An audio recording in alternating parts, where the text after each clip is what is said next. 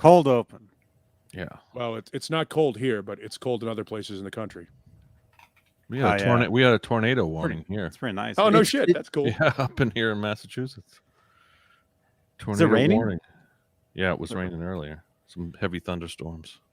I was watching a live. I was watching a live stream of somebody from like 3 hours ago, and it was like nighttime. Has it been dark over there for like 3 hours? It's dark at 4:15 here. Wow.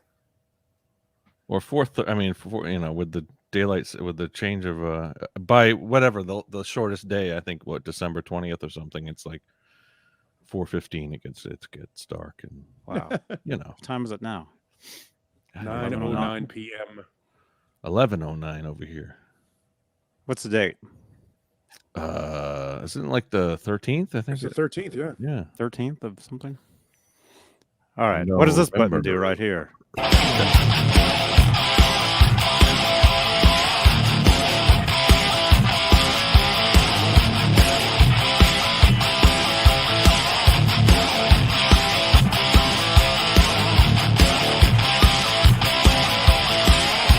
Podcast. Yeah, this is a podcast. I love how the tempo slows down. Yeah, that's StreamYard. Kind of screws with the playback. Podcast. Amazon Music. John BL.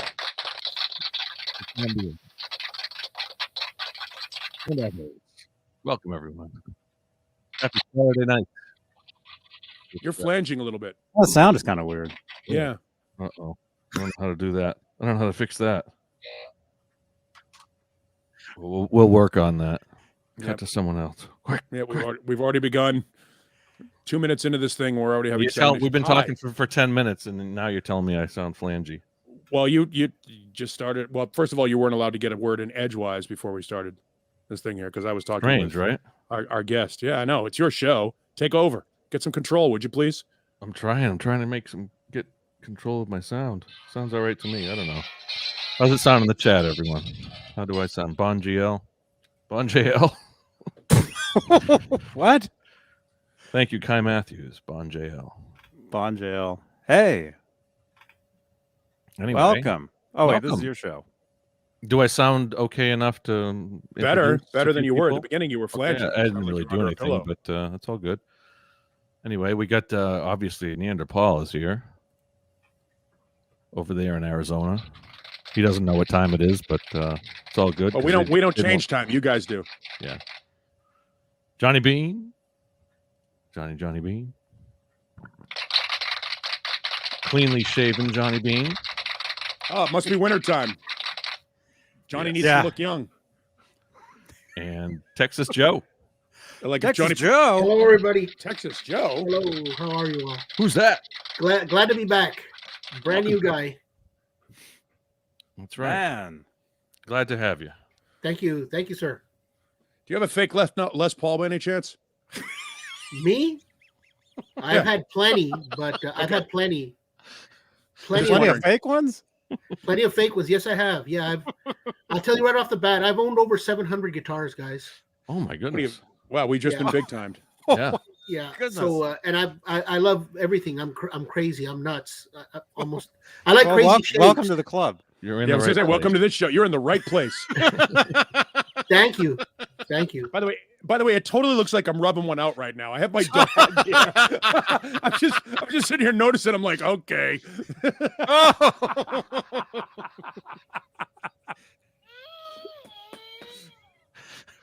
Sorry about that, kids. Hi, Ellie. Go ahead, Joe. Joe, give us your background. What can I say? I mean, I get too darn detailed, but I grew up in South Texas on the border with Mexico. I'm from a ranch down in South Texas, right outside of Brownsville, and lived there on and off all my life. Lived in the 80s, 90s in Hollywood. I have a 3-brother band, a power trio. One of the few guys, stalwarts. I never dumbed down to small amps. Always used Marshall stacks wherever I go. Half stack or 2 half stacks, no smaller. You're telling me that today, man. Yeah. I can't believe that. Yeah. I still have stacks. I mean, here in Austin, it's notorious for little Fender Princetons and stuff. And when I go play somewhere, I got to have a half stack or 2 half stacks. Working on the full stack. But yeah. Anyway, Power Trio with my brothers. We put the band together in 84. 80. What was it? 82, 83. No, 84. I'm sorry, 84. You could make up any number and we wouldn't know it was true or not. Yeah. Well, I got a lot of stuff out on the internet if you dig me up. But yeah. Oh, Always been on the right under the radar. Several multi-million-dollar record deals. I guess just like Johnny Beane have escaped through my fingers. right on the periphery. That's why I got to know Johnny because of my Van Halen periphery. And just love rock and roll, man. I mean, I've been a radio DJ. I've worked for NPR, PBS. I've done all kinds of stuff, guys. I mean, you might think I'm BSing, but man, been there, done that. I tell people from making flour tortillas for a living to fixing airplane engines. I've done just about everything in between, and acting. Oh my goodness! And, what's Vale's flying machine? Valles. The Steve double Vai, L. Come on, I know that. Like Steve Vai and the band. All right, yes, Gringo. Valles. Nice job, Gringo. What's Vales? Hey, man. Yeah, Valles. Like the Italian name Vi. I'm from New England. And then YES, Not Valles. Arizona. Valles Flying Machine. That's the name of our band. I put that up there so people can Google us. As for people in the Midwest, that'll be Valley's Flying Machine. Yeah. But I'm trying to get them to correctly say it. Valet. It's like I don't say Johnson, I say Johnson. I don't say Smith, I say Smith. Shots fired from the great state of Texas. But I love rock and roll. Put out CDs, put out records. I'm just right at the periphery, right at the perimeter. Gotten close. Stevie Ray Vaughan's manager, Chesley, used to manage us. Almost got a deal with several of the big labels. Johnny knows a tiny bit about it. I want to know about Johnny's story. And then you guys, if you have stories like that too, I love to hear that stuff. No stories here. But been on the radio, had a radio show years back. We're still trying to get to know the real John B.O. Hello, pot. This is the kettle. You're black. Thank you. So I hope that helps a little bit, but feel free to ask me any kind of questions. Feel free. Cool. Who are the executive producers on the show today? He's putting you to work, Texas. You have to read the roll call, Texas. Welcome to it. Yeah. Have at it, radio guy. Dave Ennis, Vinyl Freak 5150, Mike Neese, Music Therapy LAZ, Majestic PB&J Cat, Wayne O, False Flag, Andy Carson, Michael B, R Habs, The Chad, Linny Lou and Mary, James Gum, John Marochnik, Stephen Franklin, Michael Smith, a.k.a. The Captain, Thomas Santiago, Joe Christian, Jimmy Ray Hawkins, Steve Carmichael. Steve Carmichael. JohnnyBean.tv. Thank you. Job. That's the top tier of channel membership here on Johnny Bean TV. If you'd like to become a channel member, click the join button right below the 23 thumbs ups. Thank you so much. That was very good, Joe. Thank you, bro. I love that he's his first night on and you're putting him to work. Welcome to the show. Do the heavy lifting, please. I'm used to it, man. Gladly. Wayne O. Dang, there's a lot of people here. Yeah. Dang. Yeah, we should give them something worth watching. Definitely. But then again, Yes. why start this week? That's right. Always fun. Yeah. Yeah, so it's been craziness. It's been just crazy around here, man. Just always How so, Johnny? always just busy. Guys, let's got a talk million about things to something. do. Me and Johnny touched on something, and I'd like to hear what you all have to say, and maybe the audience. Something a little serious, because of the COVID situation and lifts on concerts and stuff. I'd like to hear your 2 cents or your 9 cents on the whole Houston Astro World thing. Johnny touched on it a tiny bit, but Neanderthal and John B 5150. Any observations, any thoughts, and so we can get rolling and see what you all think. Well, it immediately reminded me of the Who incident from Cincinnati. Correct. I remember that one. What was it, 79? Yep, I remember. In high school, I was barely getting into rock and roll, and I remember that one. Yeah, and there's I love my concert videos. There's a video that the Who put out a few years ago that's from like 2 days after the incident, and you can kind of tell how shaken up they are, and it was tough for them. They had already committed to doing the live concert broadcast, and they touch on it a little bit, very little bit, but there's a million stories from that, and it was I guess the only fortunate thing that came out is that they really did cut down on the that type of show and that type of general admission seating for a while, and I know I think the story was that over the last 40 years since then, the technology has kind of caught up with it, and they're starting to have a lot more general admission shows, and at these I guess you go to a stadium concert and it's all seated and everything like that these days, at least around here, and slowly they started lifting that kind of general admission thing, and it got out of hand, and obviously you have what happened last week. So yeah, it's funny that you mentioned that about the getting how let me say it this way. I went to a concert. I went to Alice Cooper and Ace Frehley like 3 weeks ago here in Austin, and I hadn't been to a show in an extremely long time, years and years and years. So this was my first post-COVID show, and if you even want to call it post-COVID, but there was a hell of a lot of security here in Austin at the HEB concert center in North Austin. And there was a lot of people with like flashlights and guides to take you and show you. And there was usually like 2 people working in pairs. I'd seen it in the past where they would have one person take you or guide you, and it was in all levels of the arena. I noticed there was a lot of security and stuff. You would have thought that maybe something like that would have been happening in Houston, but I was impressed that they took us to our seats, and they even had the first time we needed to leave to go out to get like a beer break, bathroom break. People even guided us out. They walked out with us. There was enough people. It was interesting. There was here in Austin. You mean ushers? Correct, ushers, and they were all wearing red shirts. Yeah, and flashlights, and they were very stern.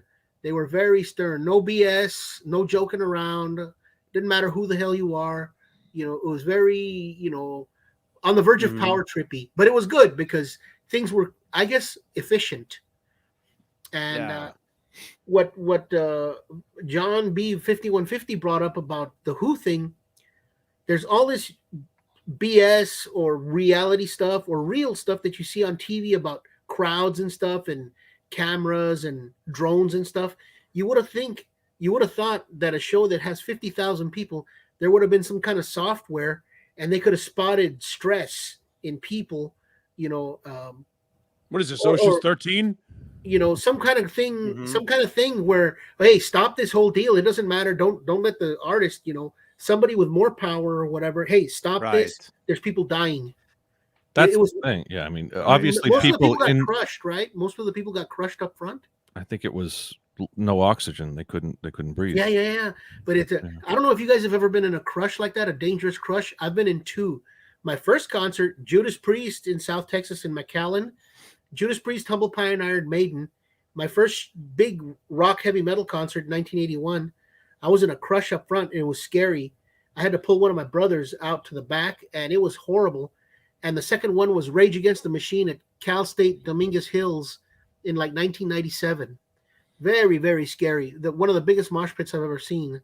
But I've only been in 2 crushes out of all the concerts I've ever been. I've been in two very scary crushes. I don't know about you guys. Maybe you guys have, but it's scary, man, when you're not in control or you can't even move yourself. You lift your legs and the crowd carries you. I've only been to one show where I tried to get up front like that, and it was Kiss, Winger, and Vixen. And I tried to get up front, and the whole audience started. It was like an ocean. Yes. And I got out of there. I'm like, I can't. I'm like, there's no way. Yeah. It was scary. It's scary, Yeah. very scary. And the first thing that hits you is there's no oxygen. There's this heat, tons of bad breath, but it turns into this hot, like inside a chicken coop in 110-degree weather or something, just ridiculous, and everybody's sweating. And then you got a lot of worried faces. There's a lot of blank stares all around you. That's when you know you're in trouble or you're in the middle of a lot of trouble. Because you can't control you can't you have to sway with the audience. You have no control. Yeah, you have no control. And I think I started to panic. Yeah, I panicked. At the Priest concert, I panicked. This was 81 in a small place that only held 5,000 people, in South Texas. But then again, there was never any concerts on a regular basis there, so everybody went bonkers that Judas Priest showed up on the Live in Japan. Not British Steel. British Steel was about to come out, but the Live in Japan album. I don't know I forget what it's called. I bought the T-shirt, but anyway, that was that tour. Iron Maiden's first tour of America, and Humble Pie. It was a great deal. It was a great show, but I had to back off. I had Peter to Frampton. Humble Pie with Peter Frampton came right after that. That's funny that you say that. Wow. Peter Frampton came right after that. I think 2 weeks or 3 weeks later. There was a. But he was in Humble Pie in the early 70s, wasn't he? No, this was already. This was way later. This was even past Boz Burrell, but it was Steve Marriott definitely singing, and it was Jerry Shirley and what's his name? The other guy on the lead guitar player. I can't remember, but he still had the original drummer and bass player. And Steve Marriott, and they made Judas Priest and Iron Maiden sweat. Humble Pie was on top of their game, and the guys from Iron Maiden and Judas Priest were on the sidelines watching Humble Pie live. They were just like laughing and laughing. Wow. Of course, the kids, a lot of them didn't know who Humble Pie was, but the kids were waving at the Priest and Maiden. I still don't know who they are. I didn't realize that they went on after Peter. I mean, that they kept the band going after Peter Frampton left, because I've only know Peter about Frampton wasn't an original member either, so man. But he's the most well-known member. Marriott. Steve Marriott's the most well-known member. Man, Peter Frampton was so on top of his game, and this was 1981, guys. Way out of fashion, and yet still he was touring, and people were. I Don't Need No Doctor came on, and man, people went nuts. That's when I saw the older people at the shows, like really going crazy. 30s and 40-year-olds, going nuts. Younger people didn't know what's going on. But anyway, it was a great show. But that crush was scary. And then Rage Against the Machine in '97, very, very scary. But what I was going back to is, don't you guys think there should be already some software, some cameras that can spot a crush or a human being in a weird position where it's not natural? It's up to somebody on the security crew to say this is out of hand, and you've got to either. I mean, obviously, it's going to create more, chaos if you stop the show or if you don't put the show on, because you can't get, especially in 50,000 people, in a case like that, you can't just tell everyone to go home. But there has to be a tactful way to do it, like maybe even a kind of military. You put all the lights on. And you just, someone over the PA and says, guys, step back, you can't. Step back. You can't. I don't know. I mean, you just can't do it. I've seen shows stopped. I've seen shows stopped before. You can't do it now. You've got, the artist has to continue as if nothing is going on. Yeah. There is a security crew. There is a health crew. There is a medical crew that's supposed to address those things. But in these situations, and we learned this in St. Louis and we learned it in Montreal, even when a member of the band gets injured and they stop the show, the crowd throws shit and they riot and more people get hurt. So you can't stop the show. What you have to do is obviously make an announcement and try and help make it possible to fix this thing. But in America in 2021, interruption is some sort of a major hassle for people. Even though a minor inconvenience becomes this major imposition for people, and we throw shit and we fight and we boo and we ruin shit because we're spoiled and we're entitled. So we can't stop shows anymore. We can't. That's an interesting thing. You just hit something on the nail on the head. Spoiled and entitled. It's gone overboard. Guys, I'm a substitute teacher.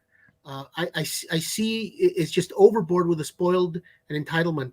There has to be fuck it, stop. People are dying, or if somebody's gonna die. I have the mentality that I'm like real hippy dippy, right, guys? But come on, man, somebody. I understand where you're coming from because you want to be some kind of a sort of natural flow and keep things going, but these guys are getting sued, and I'm thinking while we're talking. These guys that are all getting sued, I think even if they would have stopped it in 15 minutes, damned if you do, damned if you don't, there's still going to be lawsuits. Correct me if I'm wrong. Well, no, I mean, you can't look. That's why you have insurance. People get hurt all the time. They get hurt at shows. Every show, somebody gets hurt. Not necessarily every show does somebody die. And that's unfortunate that happened. You can't blame the artist for that. It's not the artist's fault. The artist is an artist. They go there, they show up. They've got a production crew. They've got a road crew. They've got management. They've got logistical people that are supposed to set these things up. It's not the artist's fault. Could the promoter have done more? Probably, yes. Did they skip a little bit on insurance or on security? Look, there's absolutely no amount of security that can control a crowd of 50,000 people. No. Can't be done. Moscow Music Peace Festival in Moscow in 1989, there was a line of 1,000 troops around that stage. Still not enough. The numbers don't work out for you. Those shows behave based upon an agreed upon concert behavior or rules or environment that we are all familiar with. Now, we have a different perspective because we have a tendency to go to things like Rage Against the Machine and Judas Priest, and we've seen pit etiquette. We all know that when somebody goes down in the pit, the first thing you do is help them up and get them out if they need stress or if they're showing distress. That's not the same kind of culture that exists at a pop show or a top 40 show. Those kids have no idea what to do in that situation. When the crowd starts to get a little bit smashed up against the barrier, there's a whole line of guys in front that are supposed to pull those guys over the front. Were there enough people there? We don't know. But you can't blame the artist for when that goes on. The artist has no idea. By the way, if you've ever been on stage, and I think some of us have, you've been on stage, you can see the first 4 rows and then the other 3,000 rows of people going back to person 50,000. You have no idea what's going on past that point. It's not your place to know that. It's not your place to note it, and it's not your place to stop the show. There are people whose jobs it is to oversee the health and well-being of the crowd. They did not do their jobs. The communication was lax. Somebody missed the boat, and people got hurt. It happens every show. Unfortunately, in this show, people died. Yeah. I think about how many shows happen every year and people don't die. It's a wonder that it doesn't happen more often. Nowadays, to have a concert of 50,000 people that's general admission, I think that's a rare occurrence, at least up in this area. Maybe in other parts of the country, it's not so rare. But I mean, I know in the 80s, general admission. Local Bazooka was general admission. I don't think we would do that in like Fitchburg Foxborough Stadium. Well, maybe through the 90s it was, but nowadays, if you went to the indoor beach party, that was general admission. Okay. All those things are general admission. Yeah. I've been to tons of general admission shows with no problems, but I wanted to raise this. Because I'm going to tell you guys something. I live here in Austin, and I try to go see shows, and the I don't want to say a lot, but the few shows, I'll use those words. The few shows that I've seen, because of COVID and that people are open, and I've talked to several people about it, and I was touching on this with Johnny. Even at a smaller show, you get this sense that I try to be chill and kick back, but you're getting this sense that people are edgy. Like, get the fuck on with it. Get on with it. I mean, even if it's an acoustic show, people are like, I don't know. I get this, this tenseness. Which supports my assertion earlier. Supports my assertion earlier of you can't stop the show. You can't stop it. Once you get it going, it's got to go. You got to go through and deal with the problem as it occurs. Because if you stop it, you inflame more people. You got a situation where there are, and we'll use your smaller show. There are 1,100 people in the crowd. There are 2 people down in front that are either fighting or they're crushed against the barrier or one of them passed out, whatever the emergency is in the front of the crowd. 2 people there, 1,098 people out here who are not affected by that in any way, shape, or form. The minute you stop the show, all 1,100 people are now aware of the imposition. Yeah. And it becomes irritating to them. And Well, that's why you can't stop it. I mean, the thing that comes to mind for me is use the technology that you have, use the spotlights, use the sound system, and blast them and get them out of the way. If you see somebody, that's a good idea. That military sound, those military sounds that are like what they used in Panama. Yeah.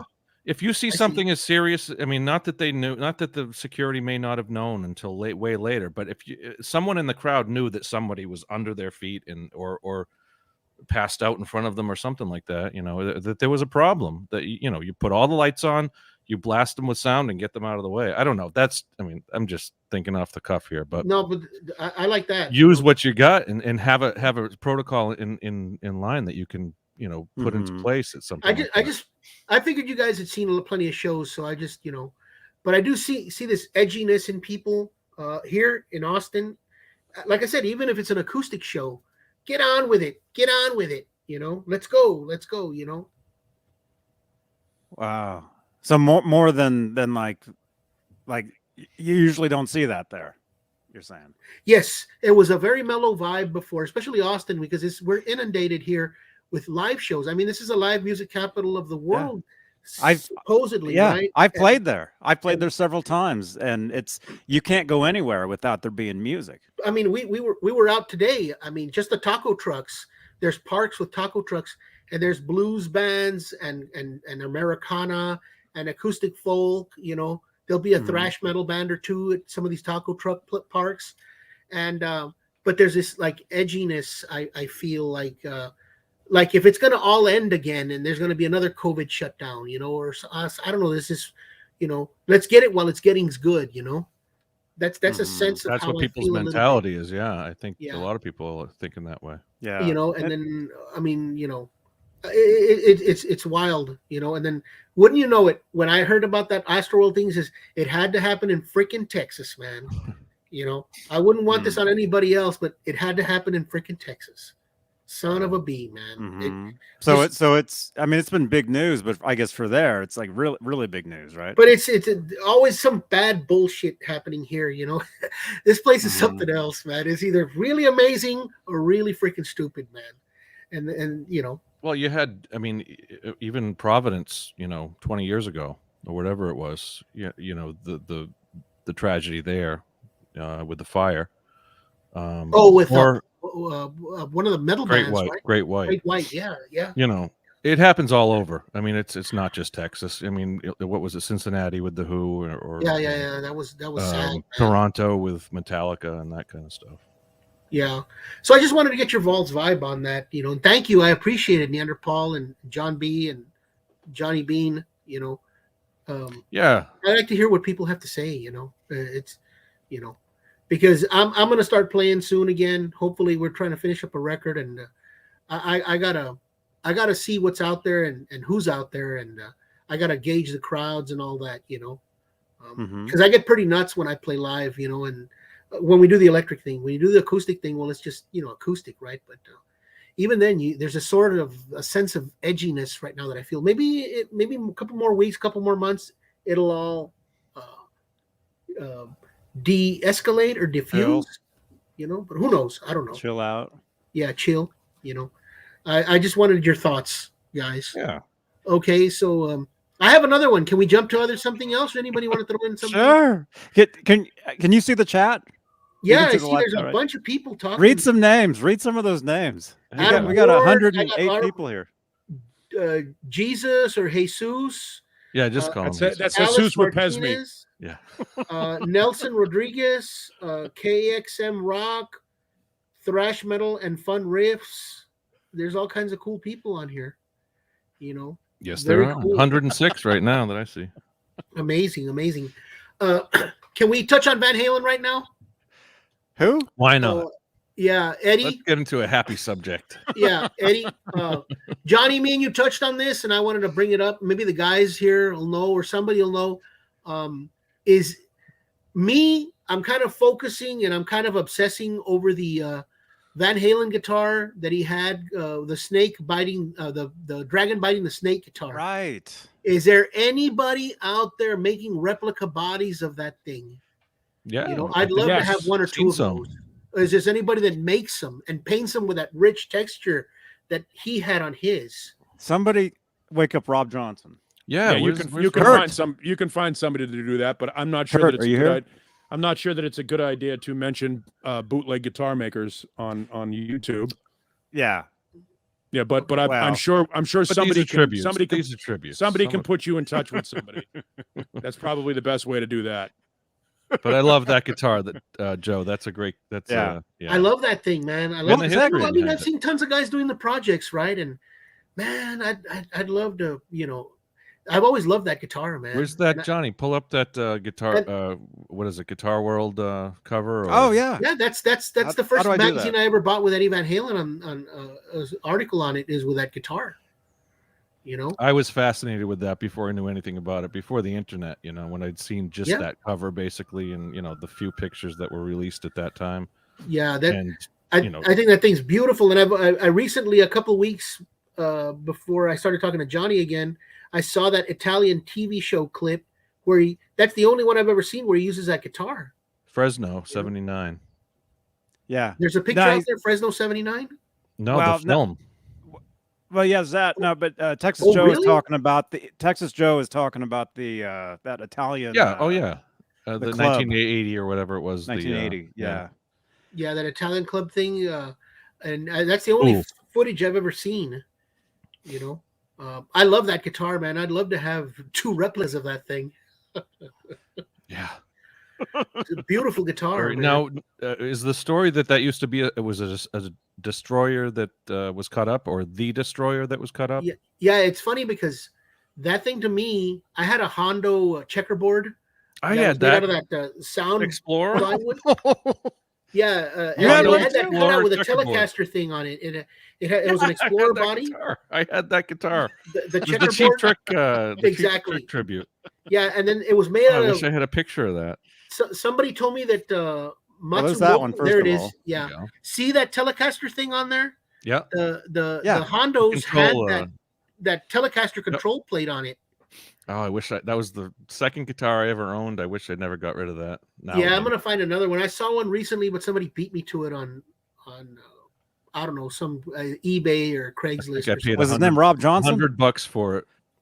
I paid $100 for that back in probably 89, 90. Ugh. Yeah, I got mine in 82, 83, somewhere around there. Yeah, but I had the checkerboard one and it had that same Telecaster-like thing on there with 2 humbuckers. Mm-hmm. But Eddie's, if I'm not mistaken, that body was originally a black body. And he had it carved to that. Mm-hmm. And the only way I am aware of is because it had that control plate on there. And Hondo did that. I don't know of anybody else who did it, or Matsumoku, who was the guys that did the guitars for Hondo. Matsumoku in Japan, the Matsumoku Guitar Factory. But it was made out of this tone board. It was a plywood substance that they called tone board. And, you know, some people knew about it. A lot of people didn't know about it. And I thought it was just plywood and I got ripped off. But it looked a little bit different than regular plywood to me, you know, because there was no void in it. And but there was some made out of wood, you know, and I was just wondering who had made that body for him, you know. That's what I had. I had one of those. Ready? Exactly. Huh? I had that Hondo, but those Hondos were made out of that soundboard, kind of a plywood type board. Yeah. That's the exact guitar that I had.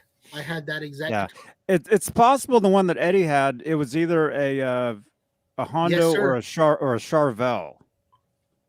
Wow. Was it an Ibanez? No, it wasn't an Ibanez.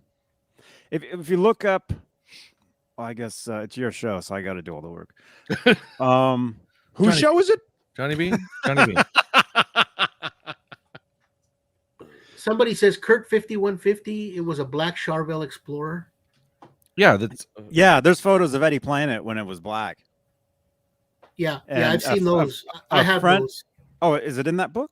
I don't know. I mean, I don't think it's in that book. It's in the background of the studio shot that Lozauer did. Oh, but that's the one that supposedly got carved into the dragon biting the snake. Yeah. A friend of his worked on furniture, and he. Oh wait, did somebody just send it to me?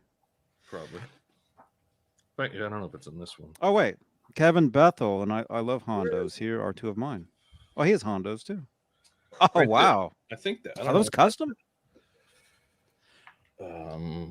Somewhere I'm backwards here.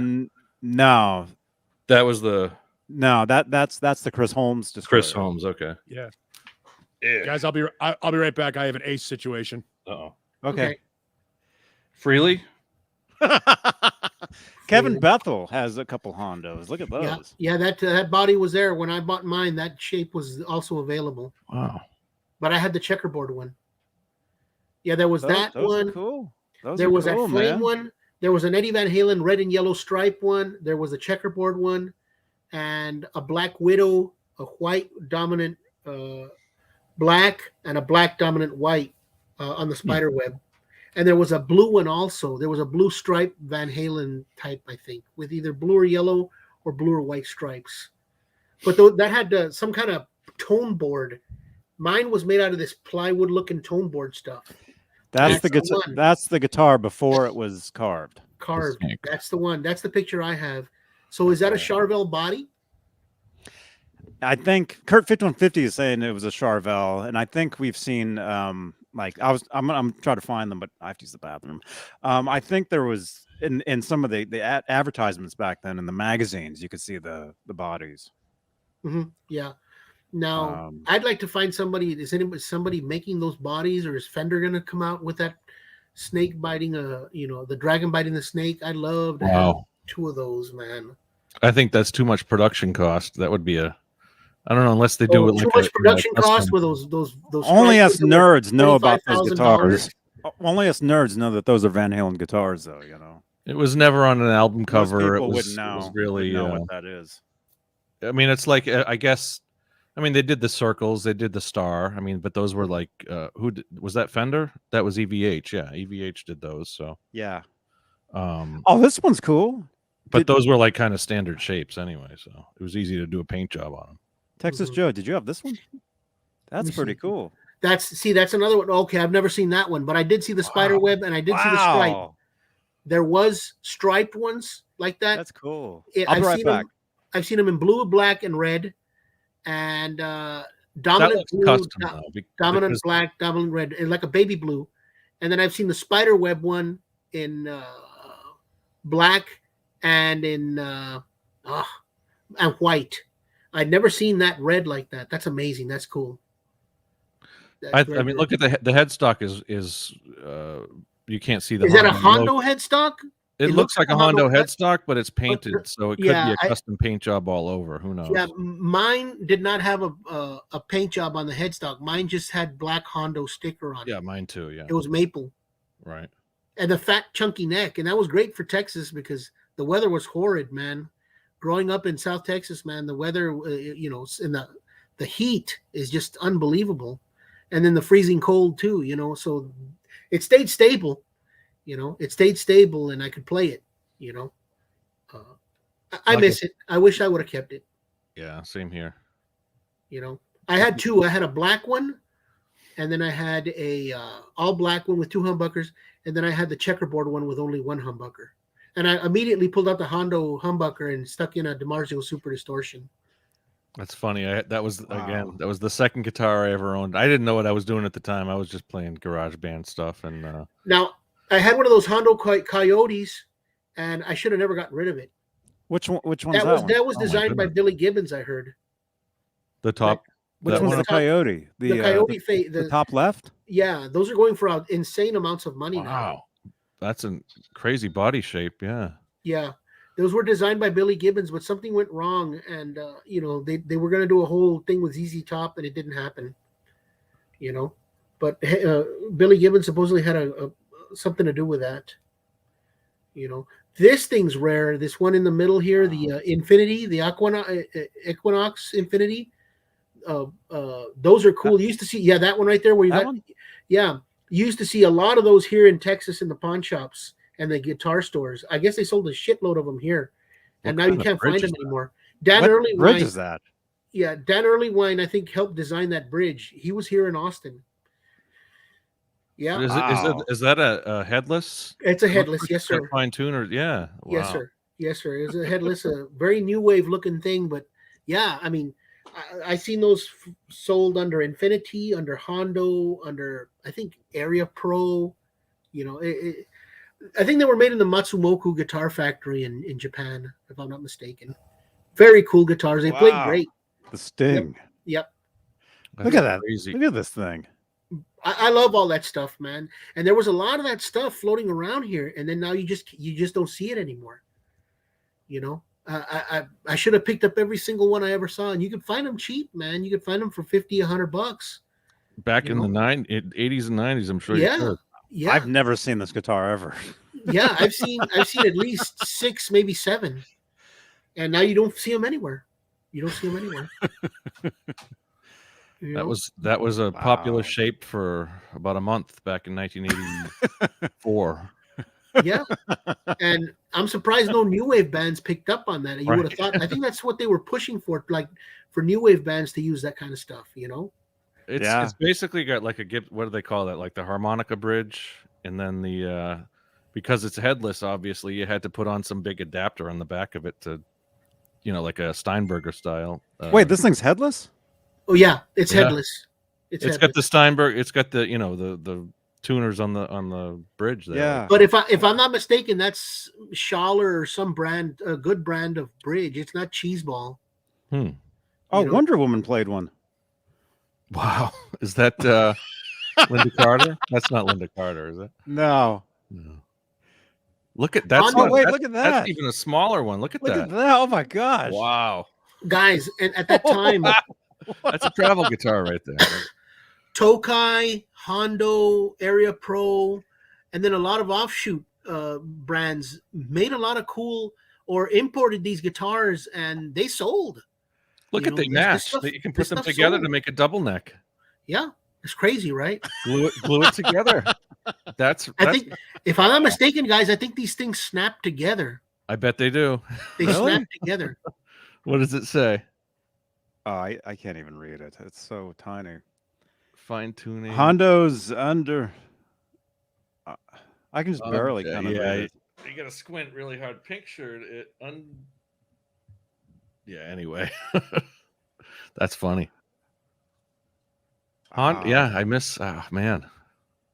Has anybody in the chat seen that guitar before? One of the pieces of gear that got away. Yeah, no. I've seen Tokais that look like that. Infinox. It was probably relabeled as different. Hondo sold it, and who knows, Samick or something like that. Yeah, well, they were made.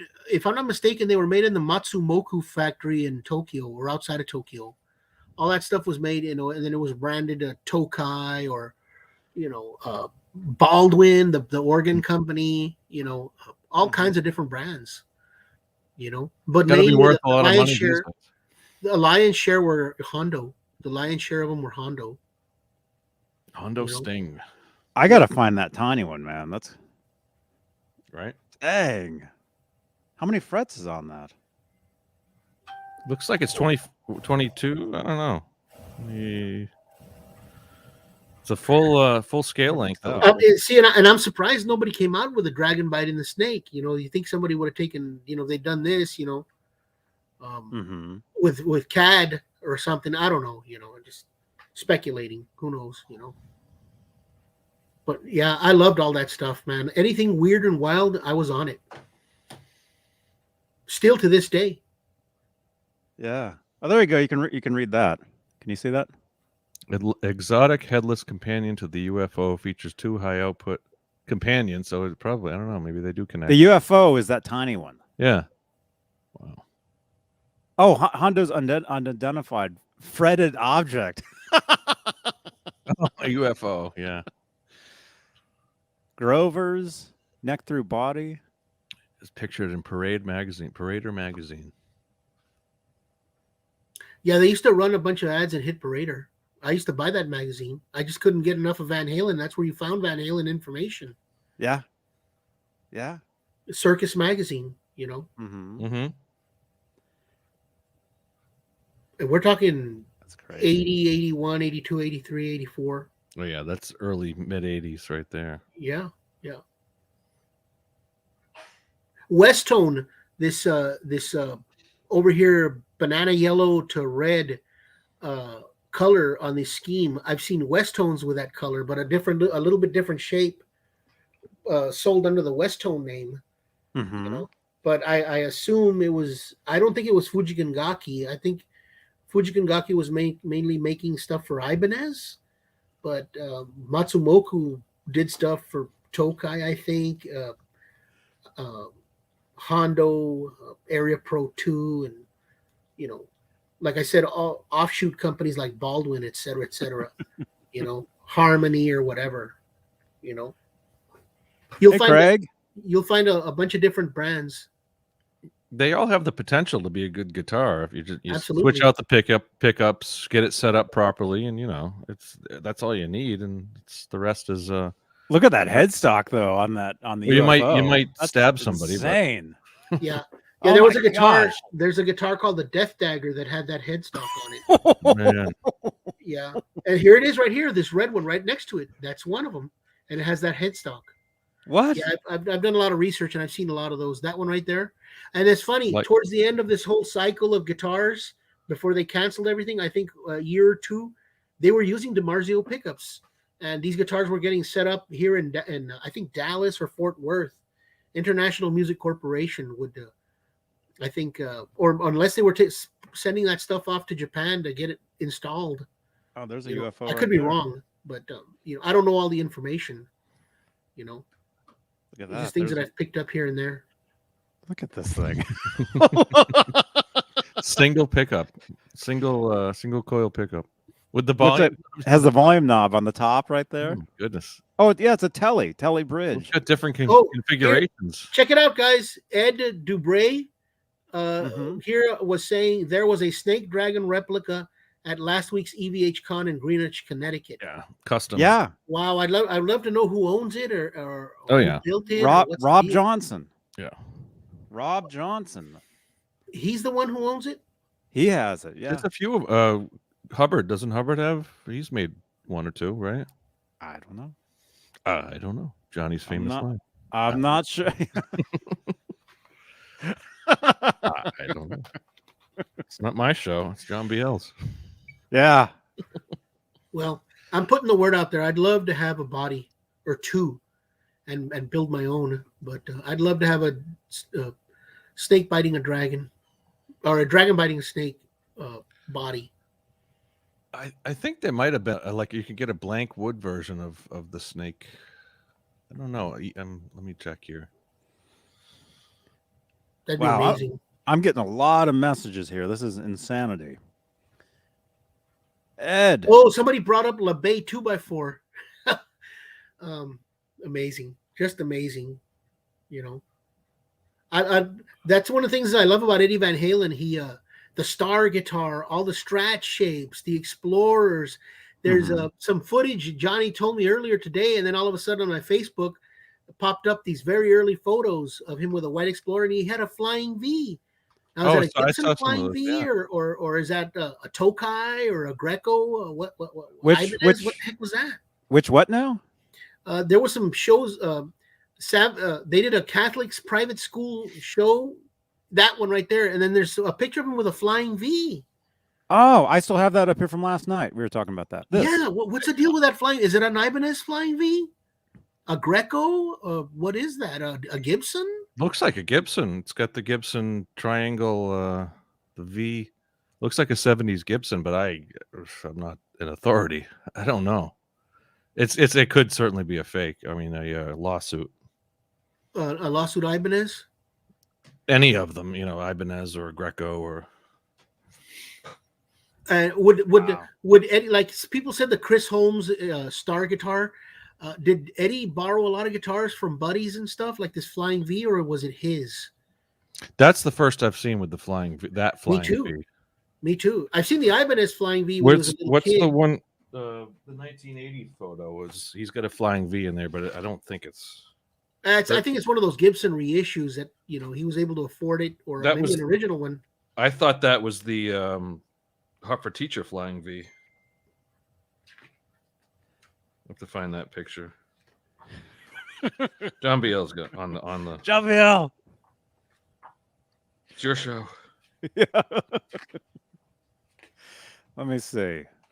Right here, Craig Bertay says, "What's cool is Chris Holmes still has his Ibanez Edward borrowed, and you hear it on, I guess, a Wasp Deane. album. The Deane. It's a Deane in that picture. Yeah,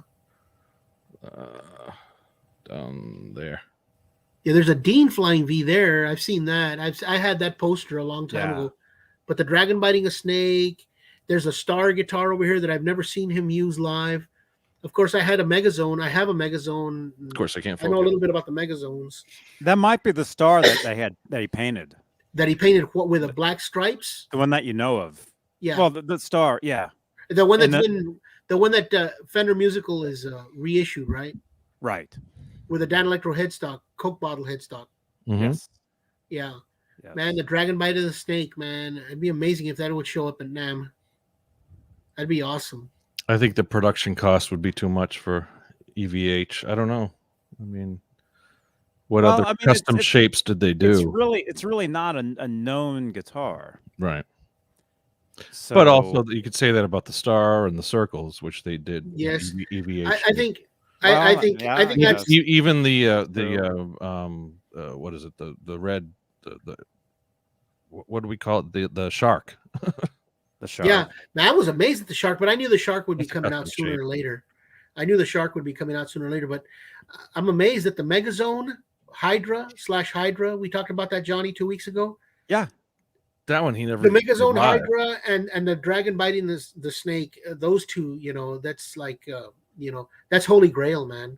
That's like really, really Holy Grail. That's at the bottom corner of the Mystic box, I would think that somebody there wanting to make a profit would have already, put those two out. I think the Megazone, there's only like 3 or 4 studio pictures of Ed playing that. There's really, I mean, at least the Snake guitar he took on tour in 79 and 80, and there's footage of it and everything on that. The Megazone, all the stuff with him with the Megazone, it was all like photo shoots. Yeah, there was no. I don't think he ever played. There's no live shot of him playing that. Yeah. Now you said what show? I want to write this down. What video is Fresno Snake guitar? The Dragon Snake guitar? You've never. You must have seen the Fresno. Fresno 79. Fresno. It's Super 8 footage. 1979. Mm-hmm. Okay, Fresno 1979 on YouTube. Mm-hmm. Yeah, he played it. I think on the open. He played it for. I want to say On Fire. He played it on. It looked like it was a main guitar for that show, possibly. Yeah. Wow, amazing. Yeah, audio, sound, and video for that one. He was fearless, man. I mean, he was fearless. He's amazing, man. Eddie was something else, Eddie was something else. All these cool guitars, all these super cool guitars. Oh yeah. Somebody says watch footage from EVH Con 2021 YouTube. Yeah, John, was that John? I know that's I know me. You guys had some. That's content from that. Here, yeah. Let me find that. A guy says when Ed played the first 79 show, G. Bushtoff, he used the Snake guitar and the Star before when it was still white. When it was white. Watch. Right, Joe. I'll send you. Thank you, G. Bucknoff or Bushnoff. I think it's Greg. One of my videos from my channel. Very cool. Thank you so much for that info. That incorporates all that. The Star. It's got just about every guitar from the first 5 years of being. Anybody out there listening? I'm interested in Dragon Biting a Snake body or two. I know I've seen it on like a third party, just the wood body that you have to paint yourself. But really? Somebody who has a CNC machine that can easily probably put that in there. Man, the richness of how Eddie's was painted, when you redigitize that photo, I don't think anybody's going overboard, but I've seen those photos touched up, just for modern sake, right? The richness and the quality of the paint on the Dragon and the Snake is unfreaking believable, man. I love that. Very, very cool. Yeah, there's a few people who've done the replicas. I just did a quick search, and there's several that my Dragon Snake replica. Who's it?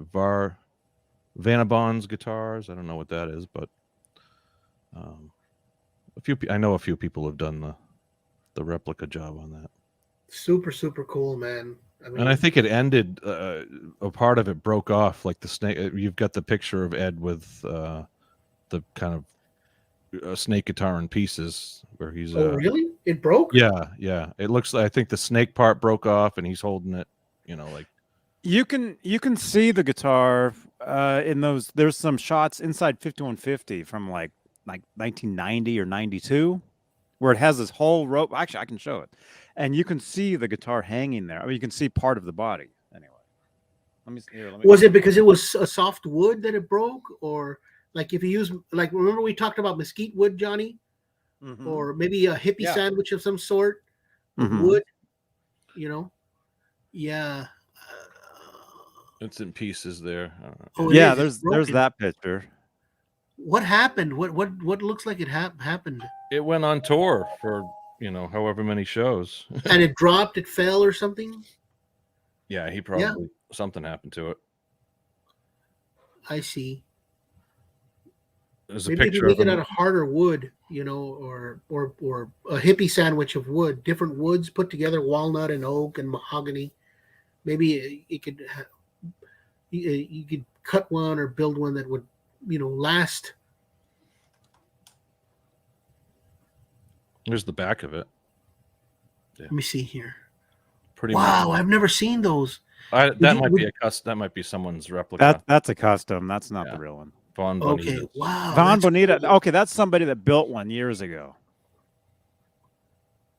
Yeah, I've seen that. But the I don't think the color is correct. If you look at the front of it, I think the color isn't totally correct. But I mean, actually, the Guitar World picture has a good. That's fantastic. Some people have digitized it, cleaned it up. Man, the colors are so rich on that Dragon Snake guitar. It's ridiculous. Yeah, just search it on Van Halen Snake guitar, and there's a lot of different versions. It's actually, you can't really. It's hard to see here, but you can see it. If there it is by the way in the back, there. Yeah, like right in front of the shark. You can see it. Yeah. Is that the shark though? Yeah. Are you sure? Isn't it? Yes. It looks like it's looks white and red instead of silver and red, and it looks. I don't know, is that the right pattern? Yeah, I guess it is. Yeah, I don't know. I guess it is. I'm looking at shark picture. Hey, Renus. That's a great picture though of the wall on 5150. Yeah, I mean, look at all those. Like I told Johnny and the gang 2 weeks ago, I delivered flowers for a flower shop to Valerie Bertinelli one time in Hollywood, and I stepped right out the edge door of 5150, but they wouldn't let me in, and he wasn't there, to give me a tour guide. But I got so close, yet so far away. That happened in 1988. I guess other guys got lucky.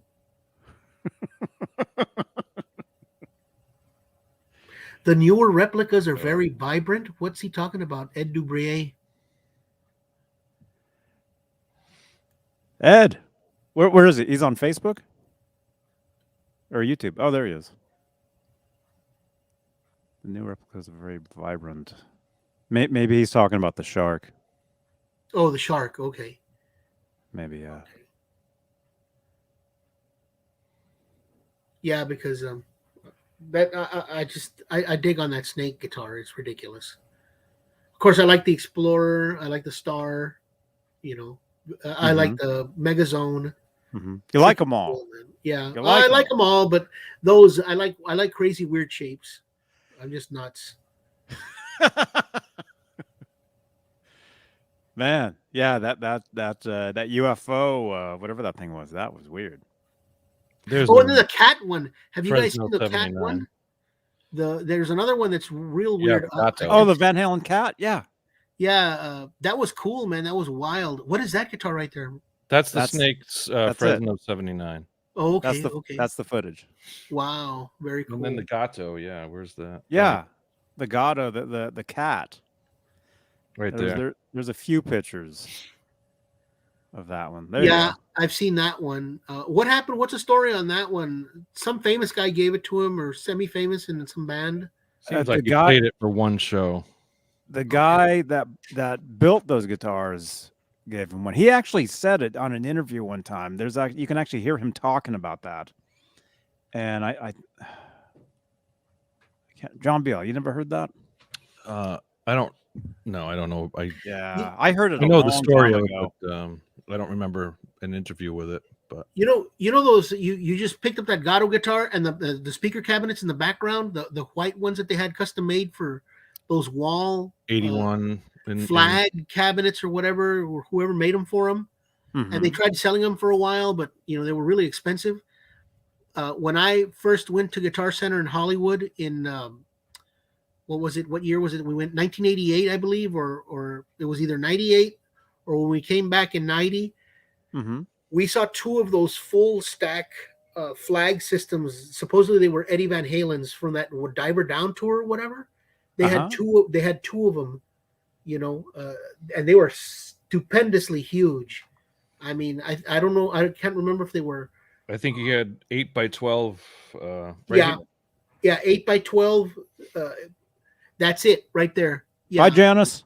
Yeah, there was. That's his mini there was version two of that. of them. There was two of them at Guitar Center Hollywood, right there in the middle as you walked in.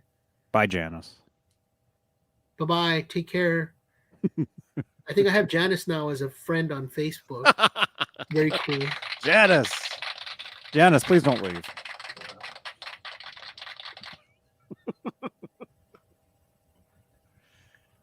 Yep. Those flag system cabinets, 81. Yeah, they had two of them at Guitar Center. And they were for sale or something like that. It's crazy. Right. That is crazy. The Unchained music video is where I saw those first. I think most of us saw those first in that. I used to buy a magazine. I think it was International Musician and Recording World.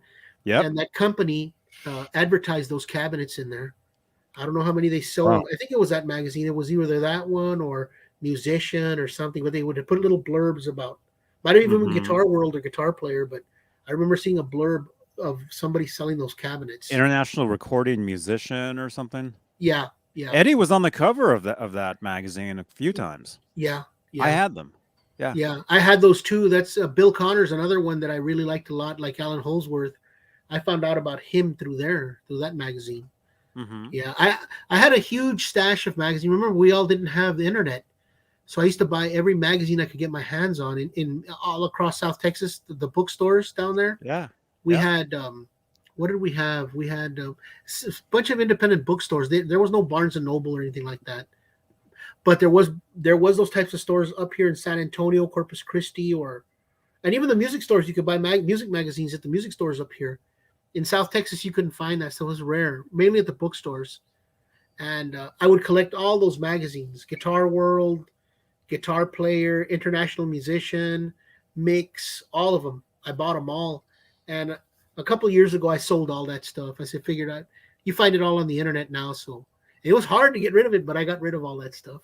I sold it all to a friend of mine. But that's how I got my knowledge early on. Same here. Mm-hmm. Probably the same for all of us.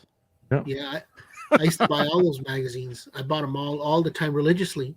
The rock magazines. Yeah, and then I found out about the European ones. There was a music store in San Antonio, and it was called Hog Wild Records, and that's where you get your metal fix every week. They sell all kinds of metal records and posters and stuff. Everybody in Texas knew if you were a metalhead and you wanted records, that's where you went to buy them in San Antonio. And they sold a magazine from Britain called Guitar Hero. And it was a very good magazine. It was very light quality paper, but they had everybody. I mean, you want the guitar player from the Fix, the guitar players from Big Country, Crocus. They would go in depth on everybody. It wasn't like Guitar Player that they chose, these guys. Guitar Hero? Yeah. Was it Guitar Hero magazine? Guitar Heroes or Guitar Heroes or Hero? One of them. Guitar Heroes or Guitar Hero? There was Guitar Heroes, but it was from Britain. Sounds Fan Library Magazine, #2 Guitar Heroes. That's like a compilation from Sounds. Okay, well, that's what it was then. But I used to buy those. I used to buy a ton of them. It must have been this, because this has all those guys that you were just talking about. Yeah, everybody. It wasn't just Eddie Van Halen and Eric Clapton, and Frank Zappa and whoever, Kiss. Yeah, that's it. That's it. That's the one. But they would have on a monthly basis, and all the big guys and the not so big guys. So you found out information about everybody. Those were really cool magazines. Yeah, Cool back in the day when that's all you could get is, the rock magazines or the. Yeah. And what's the date on that one? August 1982. Yep, sounds about right. Guitar Heroes. Yeah, and it was I used to buy them, all the time and leaf through them. I want to know about the guitar player from Crocus. I first found out about Vinnie Vincent and what guitars he used through that Guitar Heroes magazine. Some of the weirdest, coolest pictures of Eddie Van Halen I saw in that magazine, Guitar Heroes. I believe it was from Britain. Oh, wow. Yeah. Now I got to find it. Yeah. Very cool. There he is. Yeah. Yeah, there he is right there. Win 2 Washburn stage guitars by who? Washburn stage guitars. At that point in time, the most famous band using Washburn was Whitesnake, Mickey Moody, and Mel Galley. Who's Scott Gorham? What band? I know the Lizzy. name. Scott Gorham, Thin Lizzy. Scott Gorham of Thin Lizzy. I know you're gonna kill me for that one, but someone's gonna kill me. What the hell? Yeah, one of my favorite bands of all time, Thin Lizzy. Ted Nugent at the end of his career in 1982.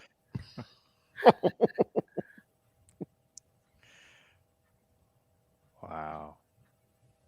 Somebody says, "Did you want to learn about the guitar player from Anvil?" That was another great one. That guy was an excellent guitar player. Great song. Really though? That guy's messing with. I remember that documentary was great. I loved it, man. The fact I heard either on there or somewhere that Paul McCartney walked up to him at a festival or something and shook their hands. Wow. Because he was so impressed and amazed, with Anvil and the documentary. I thought that was very cool. Paul McCartney coming up to the guys from Anvil. Yeah, he probably felt bad for him. Of course, all kinds of emotions. And there's 100 other bands from the 80s that Paul knows, and I don't know if Joe might know, but didn't even have the one hit wonder, but was on a tour with a major, or I wish I would have gotten a that festival far. with a major band or something. I wished I would have gotten that far, man. Yeah. I came close, but close not good enough. All our records, we had to self-finance them. I mean, I wasn't going to wait around like so many bands in Texas, were waiting to try to get the record deal, and they couldn't get the money together. But I guess because we were brothers, we pooled our money and we made our first demos. And then he said, "We're not going to make a demo. We're going to make a record. F it." So we put even more money into it and made records, good quality sounding stuff. Some bands didn't even do that, and they should have. I've always believed in that, that you should try to do the best you can, And then of course, when home recording came along, man, I was all about that. Totally. Johnny, can we talk a little bit about? Yes, sir. Yes, sir. Yes, sir. He still uses that. Very cool. Right. Very cool. Very, very cool. I have one of those sitting right here. I got 2 of them, actually. I'm not kidding. I haven't made that. Texas Joe, we can talk about anything you want, man. Johnny, I'd like to know a little bit about. You told me about Desmond Child, and I was telling my brother, and he's shocked. By the way, I'd like to get my brother on because remember we talked about Jose. Eloy can. Yes. Eloy can. We'll get him on. I still have somewhere those down photos. the road. Yeah. John Biel, check this out. I think we dude. Oh wow. You know who that is? That's Texas Joe. That's Joe with Jackson. I don't know. That's not Grover Jackson. I don't know who that is. I just see the Jackson guitar, so I don't know who that is. Who is that, Joe? Jose Arredondo. Oh, okay. I don't know who that is. That's the guy who modified Eddie's amps along with okay. tons of other guys. Wow. Akira Takasaki, Mick Mars, Adrian Vandenberg, Billy White, and John Norum. Was John Norum with Don Dokken, or who was it with Don Dokken? Neanderthal. Maybe, yeah. A bunch of people. Number of people. Steve Vai, the guy that played with Madonna, he had his stuff. Jakey Lee modified. Jose modified his amps. Yeah, Those are some. Look at those Marshalls. Wow, those are some. Yeah, those are mine. The top one is my 100 watt that Jose modded. The one right below it is a 76 that Frank Levi did. Frank Levi did Slash, George Lynch, Tito Jackson, the guys in Rat. That 4x12 cabinet belonged to Mick Mars, and it was there at Jose's house, and that's how I tested my Jose once he modified it. And the one on the floor is Adrian Vandenberg's Marshall. He had just finished it. He finished mine first, and then Adrian Vandenberg's was right after mine. What's that Stripes that you're holding? Well, one of Eddie's touring guitars for that year. Oh wow! He left it off there so everybody could, test out their amps. You just left it behind. Anyone could have it. That's one. Yeah, he left it there for Jose because he didn't have a good guitar for people to, or the guitar broke, or I don't know, something happened, or Eddie took it and he left him that thing there. Wow. And that was one of Eddie's touring guitars for that year. It was 88. Yeah, that was the year I went and got that Marshall modified. It's the first trip I took to Los Angeles.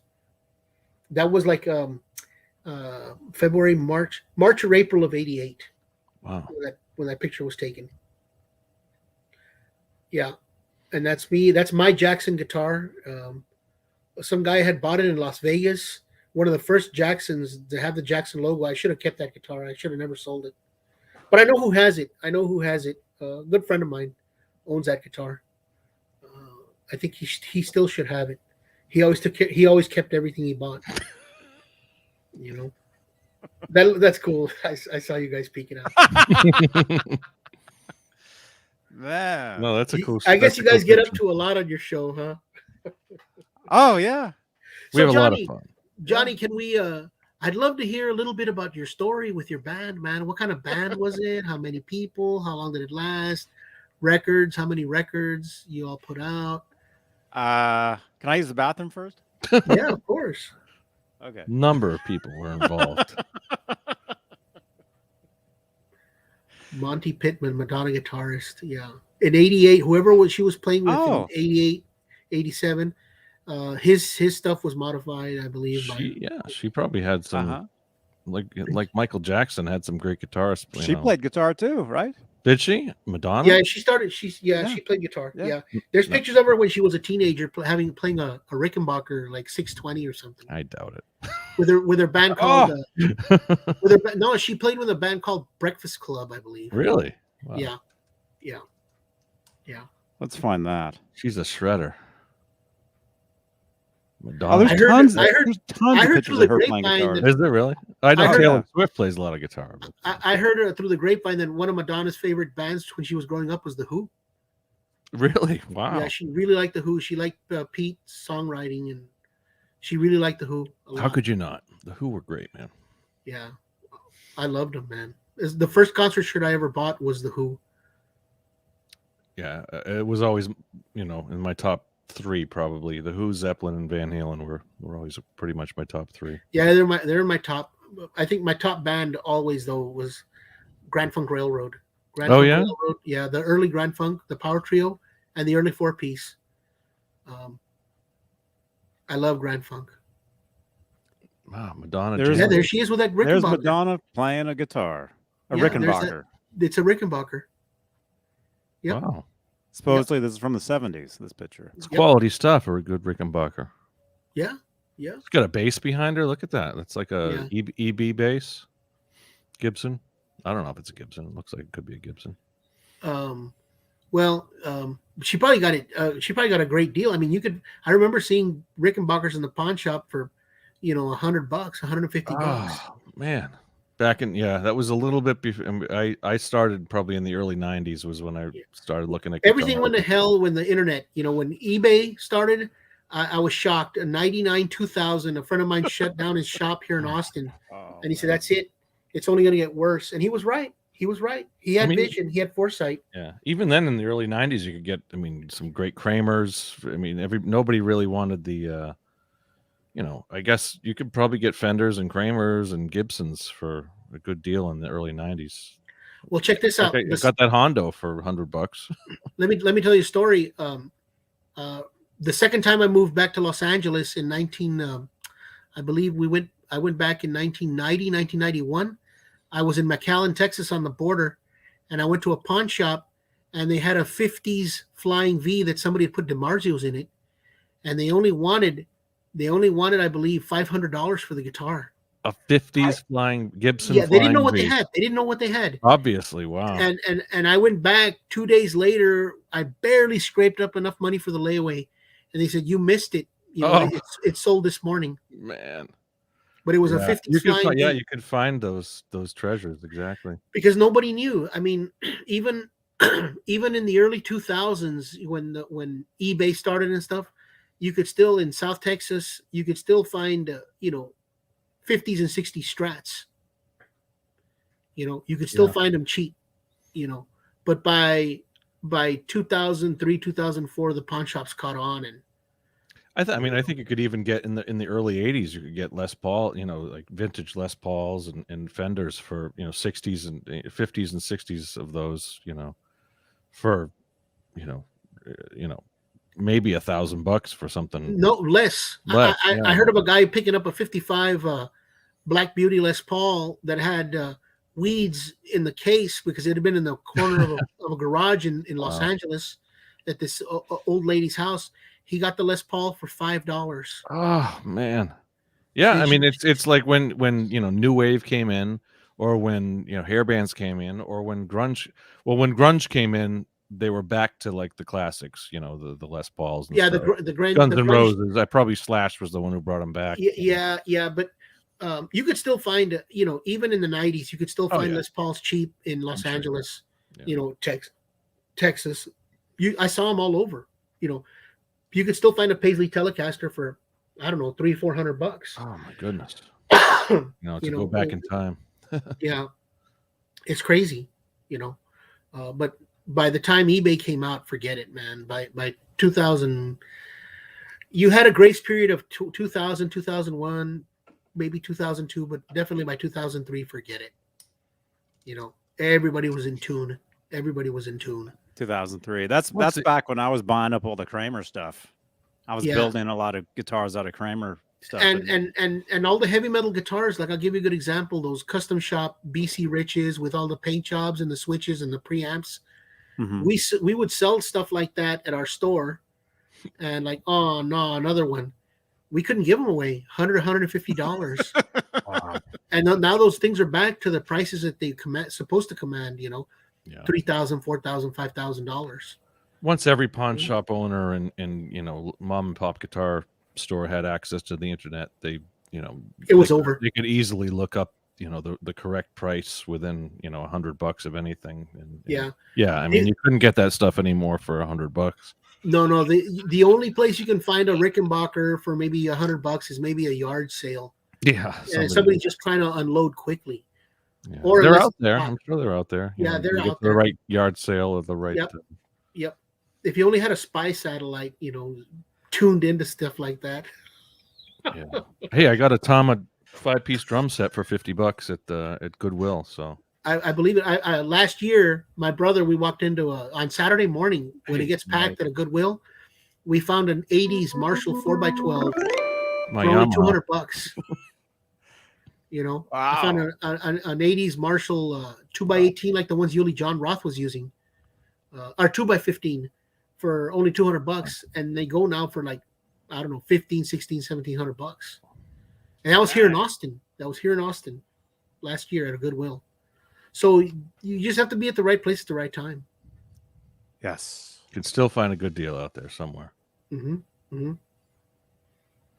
Remembers Leo's Music. Who here remembers Leo's Music in Oakland? I bet that was a great store.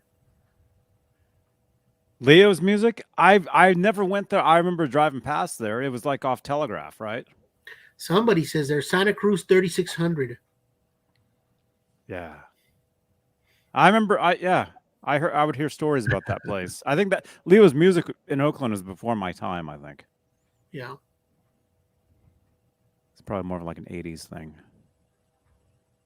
7 over 8. Jump in. I know you want to. Yeah, come on, you guys, get in here. I got to get another drink anyway. So I'm having fun, Joe. This is Thank good you. times. No, I've been blabbing a lot, man. I'm sorry, No, all guys. good, man. Forgive me. It's all good, man. I told you, Johnny, Good man, story. I get going because I finally found a forum for my vast amount of expensive knowledge that I've wasted a ton of money on. I'd probably be a millionaire. We've all wasted our lives on this extensive knowledge of trivial. I'm still wasting mine. That's right. Today I bought an AC30, guys, and it was loaded with BC BC God. Rich. What year? It's a one of the Chinese ones. I think it's an early one of the new ones with the effects loop and the channels and all that. Mm-hmm. And I think it's hopped up because I started playing it, and the guy who sold it to the pawn shop, I got a deal on it. It's on my Facebook. I posted it earlier this morning. I'll be right back. And okay, and it's got Mesa Boogie Black Shadow speakers in I'm gonna it. get a drink. Johnny, I'm prepared. I got my drink. There you go. But if he's meaning drink, well, I understand. Right on. I've got. What do you like, Johnny? What? Oh, LaCroix. LaCroix. Yeah, that's popular here. Yeah, I slam those. So I'm constantly getting equipment. I know, man. I mean that's how I know of you, because like I said, when you were on, was it a week ago Friday? I mean, in my Facebook feed, probably even going back to MySpace. I mean, for years and years and years, I would scroll and I would see you holding a different guitar. Yeah, like almost every day. 95% of the time I purchased it. I mean, all the time. It's like, oh, look at this, look at this, look at Robot this. Master Switch. All Hell the yeah. time. Yeah. No, I'm terrible. Like I told you, I've owned easily over. I was at a vintage guitar show many years ago. But I was at where was it? Was it here in Austin or no? It was in Houston. I was at a Houston vintage guitar show, and I was with my brother. And then this guy had all these guitars, and I've had one of those. Yeah, I've had one of those. And he saw me as a little bit younger. He's an older guy, and my brother was next to me, and the guy says, "Joe, how many Texas Joe?" Because a lot of people know me as Texas Joe. Texas Joe, how many guitars have you owned throughout your life, by the way? And I said about 500, I think. And then my brother hits me on the shoulder real hard. You freaking liar. And I said, and I looked at him and the guy laughed. And I said, you're right. I am lying. Forgive me, sir. I'm lying. It's been about 700 to 750 guitars. And my brother just swacked me and he just like, oh, but it's true. I've owned tons and tons of guitars, chasing tone. But, so you've seen every guitar there is. A lot. There's things that I want bad, and I'm like glad how many of those UFO ones have you actually seen? The tiny one. Oh, the UFO. I've never seen that one, but the others I have. Like I told you, I've seen about 6, and I played them, but I just didn't have enough money. Or I didn't have money, or I decided to buy tires for the car because they were more important, right? Because I already had balding tires on the car, so I couldn't buy the guitar, or I had to pay the rent. God, why do we have to pay rent, man?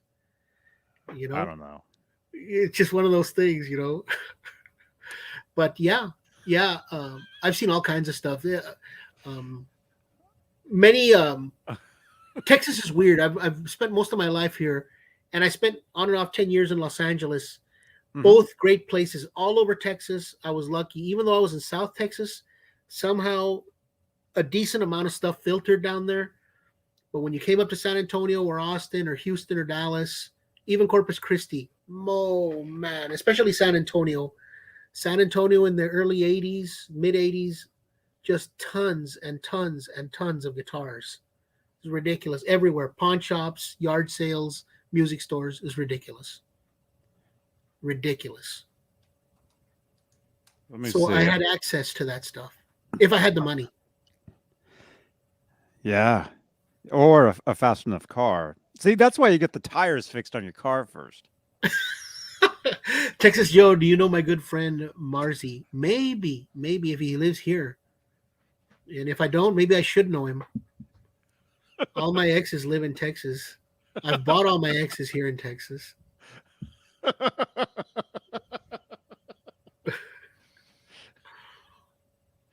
You don't need tires. Guitars come first. Yeah, KXM Rock. That's how I feel. But man, I got to get that paycheck.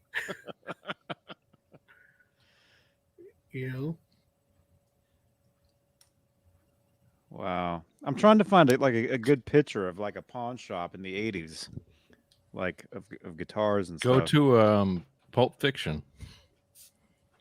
Pulp Fiction pawn shop. Did you guys? He had some. Were you guys able to hit the pawn shops in the 80s? I'm talking to the early 80s. No, not early, but I discovered it in late 80s. I was able to in the mid 90s. That's when I first started hitting the pawn shops, and actually one of the coolest guitars I own was a pawn shop guitar. It's a Kramer Ripley. Oh, no way! Stereo guitar, yeah. You got one? I got one in 1995 for $350. Right on. That's the kind of stories I like to hear, man. Yeah.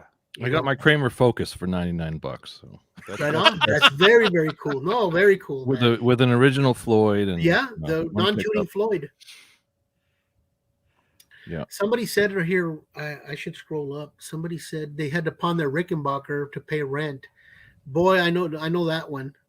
I pawned a Rickenbacker to pay rent. A woman who was involved.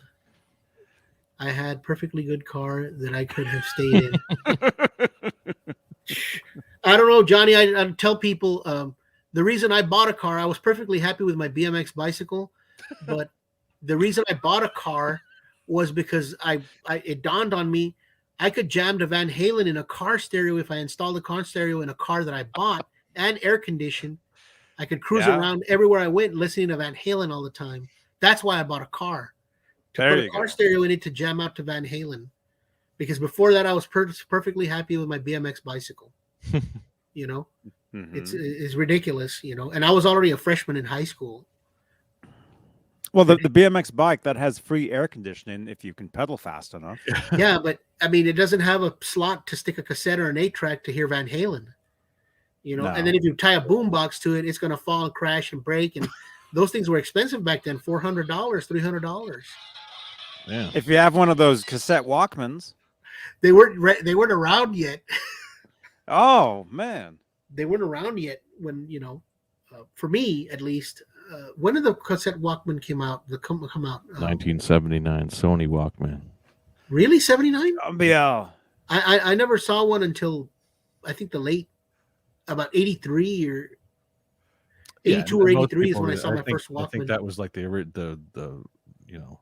0.01 version of the Walkman, and they were like what, $400, $500? Probably, right? yeah. Sony, I mean, yeah, you get a brand new Sony product, it's going to be $500. Yeah, back then they were real expensive, crazy expensive, man. Amazing. So pawn shops here, man. I mean, in the 80s when I started playing, we came up here and the stores in San Antonio and Austin were just, I mean, I remember going into a store in Dallas. I opened the door and I knocked a Les Paul down and I go, oh, I knocked the Les Paul down.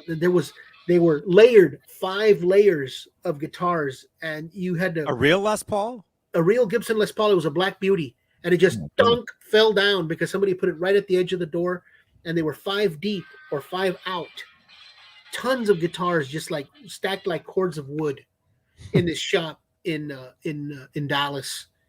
And you walked into the music store, and there was just guitars everywhere. They were just the racks. They were already packed with guitars, and the floors were just, oh man, everywhere. Precariously. I told you about that Metal Flake Sparkle Pink gold hardware Gretsch, like the Malcolm Young, the Jet Firebird. Yeah, it was on top of a bubblegum machine. And in Dallas, and the guys told me and my brother it was on top of some cymbals. My brother was buying the cymbals, and the guy said, "Get that darn thing out of here! Give me $50." But I was afraid my dad was going to get mad because I bought another guitar. I was with my dad in Dallas on a construction work crew. Mm-hmm. Guitar now is worth easily what $25,000. Wow. And it was an original pink champagne sparkle Jet Firebird with gold hardware, gold Man. Bigsby and everything. You know, everywhere there was just a lot of stuff, a lot of cool gear everywhere. Marshall heads, We all Boogie, knew back in the day, yeah. Tweed Fender, you know, high watt. Can't even see. You don't see high watt anymore. It's unobtainium, but back then you still see high watts everywhere. You know, and not anymore. You know, I don't know about you guys where you all are from, but you know, I would assume that in the East Coast and the West Coast there would have been more, but there was a lot here. It was a trip. You know, the question was just to have money. In Austin, San Antonio, Austin. San Antonio. Yeah, the big cities. Because Austin is a music city. Oh yeah, big time. So because we have friends in Nashville, and they're always talking about pawn shop shopping in Nashville, how you can get almost anything. Yeah. At these places. Yeah. Here, pre-COVID, I mean, I showed up back here. I moved here in 2017 when I met my girlfriend, and we moved up here. And 2017, the pawn shops were just loaded all the way up to 2019. The pawn shops were loaded. I mean, loaded with musical equipment of all kinds, all years and all kinds. And you'd see 50s guitars, 60s guitars in the pawn shops here. But then COVID hit and forget it. You not even bottom feeder guitars like Behringer Strat copies and stuff, you know, Gremlin. You can't even find that stuff anymore. It's so hard, you know. The First Act stuff that you find at Walmart. First Act, yeah, I know. You don't even find that stuff. The Daisy Rock. They're good from all accounts. Glary is a great guitar, but yeah, the First Act. I was just in a antique store last week, and yeah, Daisy Rock. 3 or 4 First Acts. You know, for you can't even find that stuff anymore. You couldn't say anything about that, and because I love a good, you know, if you, like I said earlier, if you even like, you know, an $89, you know, discount guitar, as long as you get it set up right nowadays, that's you can record with it, you can write a song with it, you can play live with it. Mm-hmm. You know? Definitely, all of it. I mean, nowadays, I mean, a Squire, any of that stuff. I mean, in the 90s, Squire was you didn't want to be seen with a Squire, but you know, looking nowadays that people know you can set those guitars up properly, and you know, if you might have to change a pickup or you might have to change a tremolo or something, but the bones of those guitars are actually really good guitars. I mean, it's better than anything you get in the 70s and the 60s, you know, anything like that. And 80s, the bass foundation and build something cool. Yeah, the bass foundation, and a lot of it's the player too. Yeah, if a great player can play anything. Yeah, the Squire neck, but it's, you know, there you go. Look at that. Very cool. Looks nice, man. Yeah. Super nice. It's not really a Gibson, but it says Gibson. It's not. Hey, so Neanderthal, yeah, he's gone for the day. He's got to take care of his dogs. He has an older dog that has to go out. Oh, has to go out a lot. I see. Yeah, it's tough. I dealt with that about a couple years ago. I had a dog that was 17, and it gets it's tough. Touching on another subject, we hit the pawn shop thing. Johnny, can we talk about the brass tremolo, like on the Dragon and on Van Halen, the first black guitar, the black and white stripe guitar, that brass tremolo? Do people know what brand that was? Was it a Schecter? Was it a Mighty Mite? DiMarzio? Let's find out. Let's find out. Let's see. Do people know? So wait. So you're going back to the snake guitar? All those guitars had a tremolo system on it that was brass. Okay. And then several people manufactured them. Schecter manufactured them. Maybe Schaller did also. I don't know. DiMarzio for sure, because I had DiMarzio catalogs that showed a brass tremolo system. Mighty Mite, Stars guitars. There was a company The Bumblebee was one of the first with the brass right here. And yeah, okay. Well, that's a different one though. Different tremolo. That was the first Floyd, first Floyd, yeah. That's a Floyd. Yeah. Texas Joe was talking about before the Floyd. Yeah, on the first guitar, or maybe the Bumblebee was the first one, but the Dragon had one. A couple other guitars had that.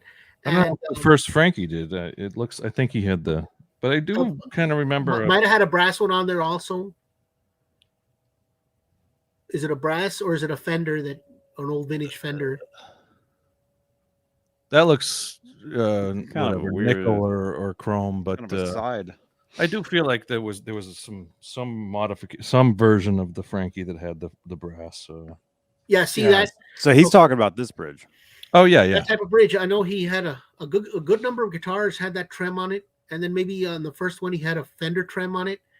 My question is this: I was talking to Johnny about this earlier. I heard recently I purchased at the Austin Record Show here. They had the big Austin record convention like 3 or 4 weeks ago here, and I purchased Van Halen Live in London '78.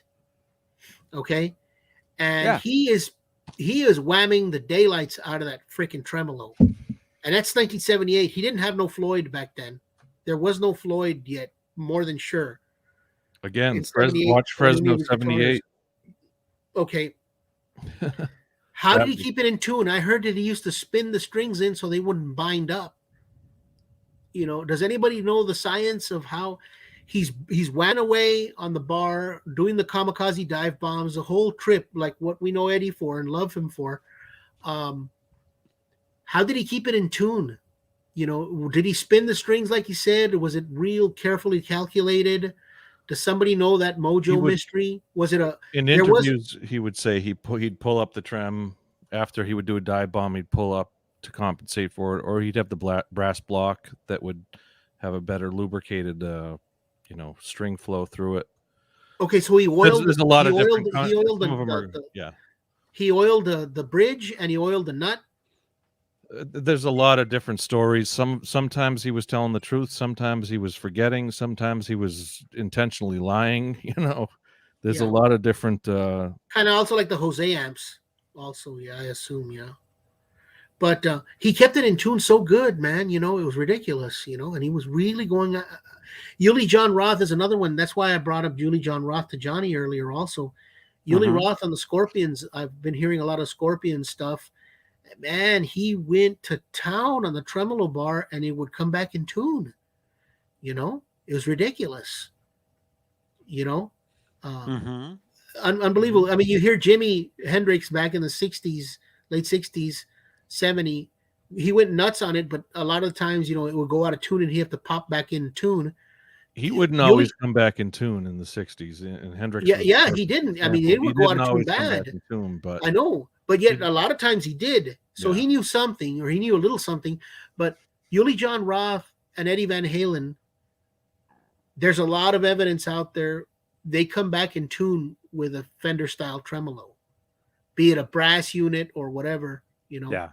And Richie Blackmore is another one that comes to mind.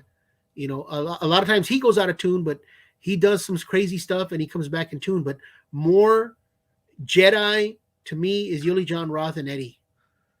Of going nuts on it and coming back in tune.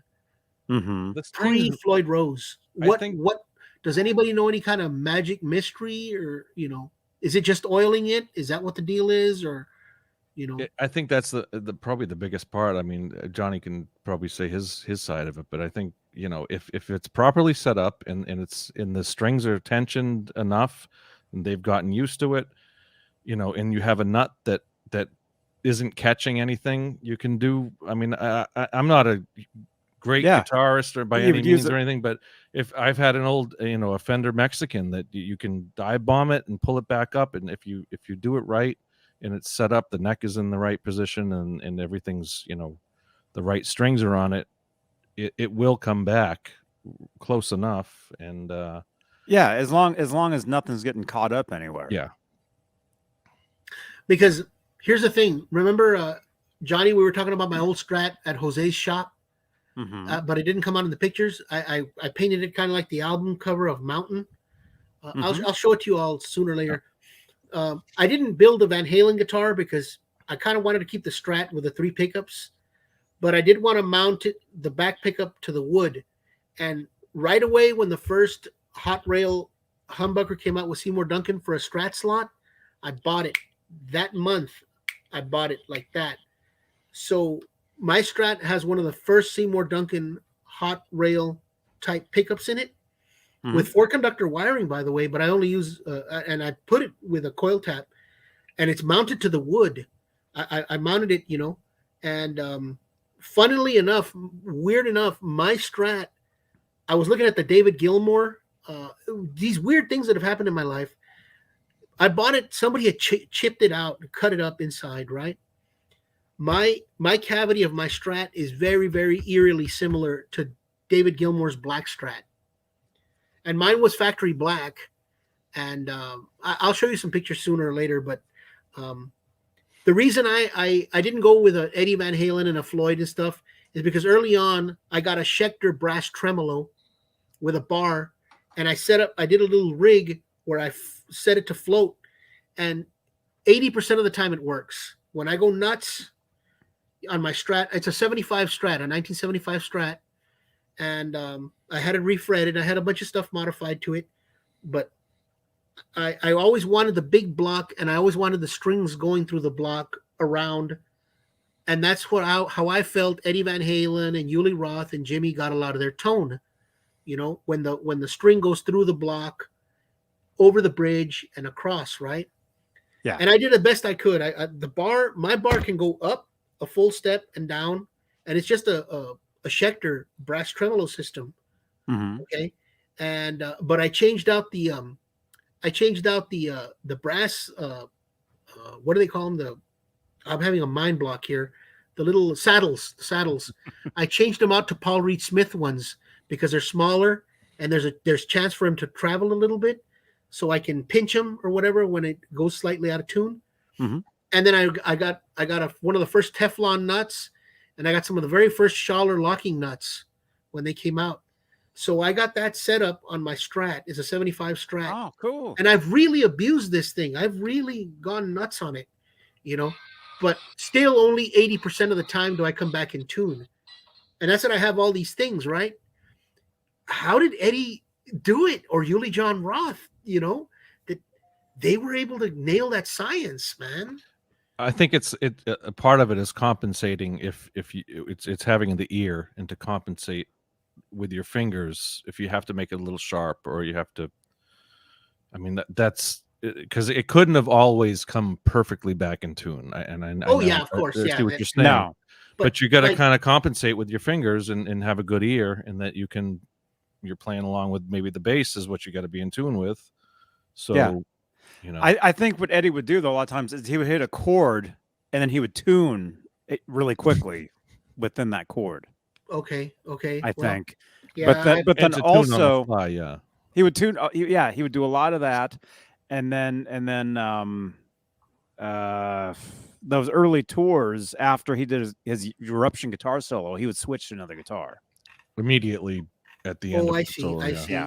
Yeah. Okay. I just wanted to see what people thought, some clarifications, those little, I told you I go down rabbit holes. That's why, I mean, I've been playing my Fender Strat is my main guitar since when I got it in 1985. I bought it in 85. And by the time I landed in Los Angeles in 88, I never did anything else extra to it. The Schaller locking keys were the last thing I put on it, but the brass tram, the pickups that I used, all that stuff. And I've had single coils in it, or single coils or humbuckers? The back one is a hot rail. The middle one is the original 75 Fender single coil, and the front one is a DiMarzio HS3 because of Yngwie Malmsteen. Because I like to play a lot of lead with the front pickup. Richie Blackmore, of course, Uli Roth. I love that sound, Definitely. And so mine has an original first month production hot rail Strat pickup in the back, that fits a Strat slot. Middle one's a 75 single coil, and the front one is an HS3, and it coil taps, And by the way, I have that Eric Johnson thing where the back pickup has a tone, and volume, whereas most Strats, that only the front and the middle have tone. The way the standard Fender circuitry is wired, Yeah. But mine is. And then I did a lot of mojo. I have a piece of leather.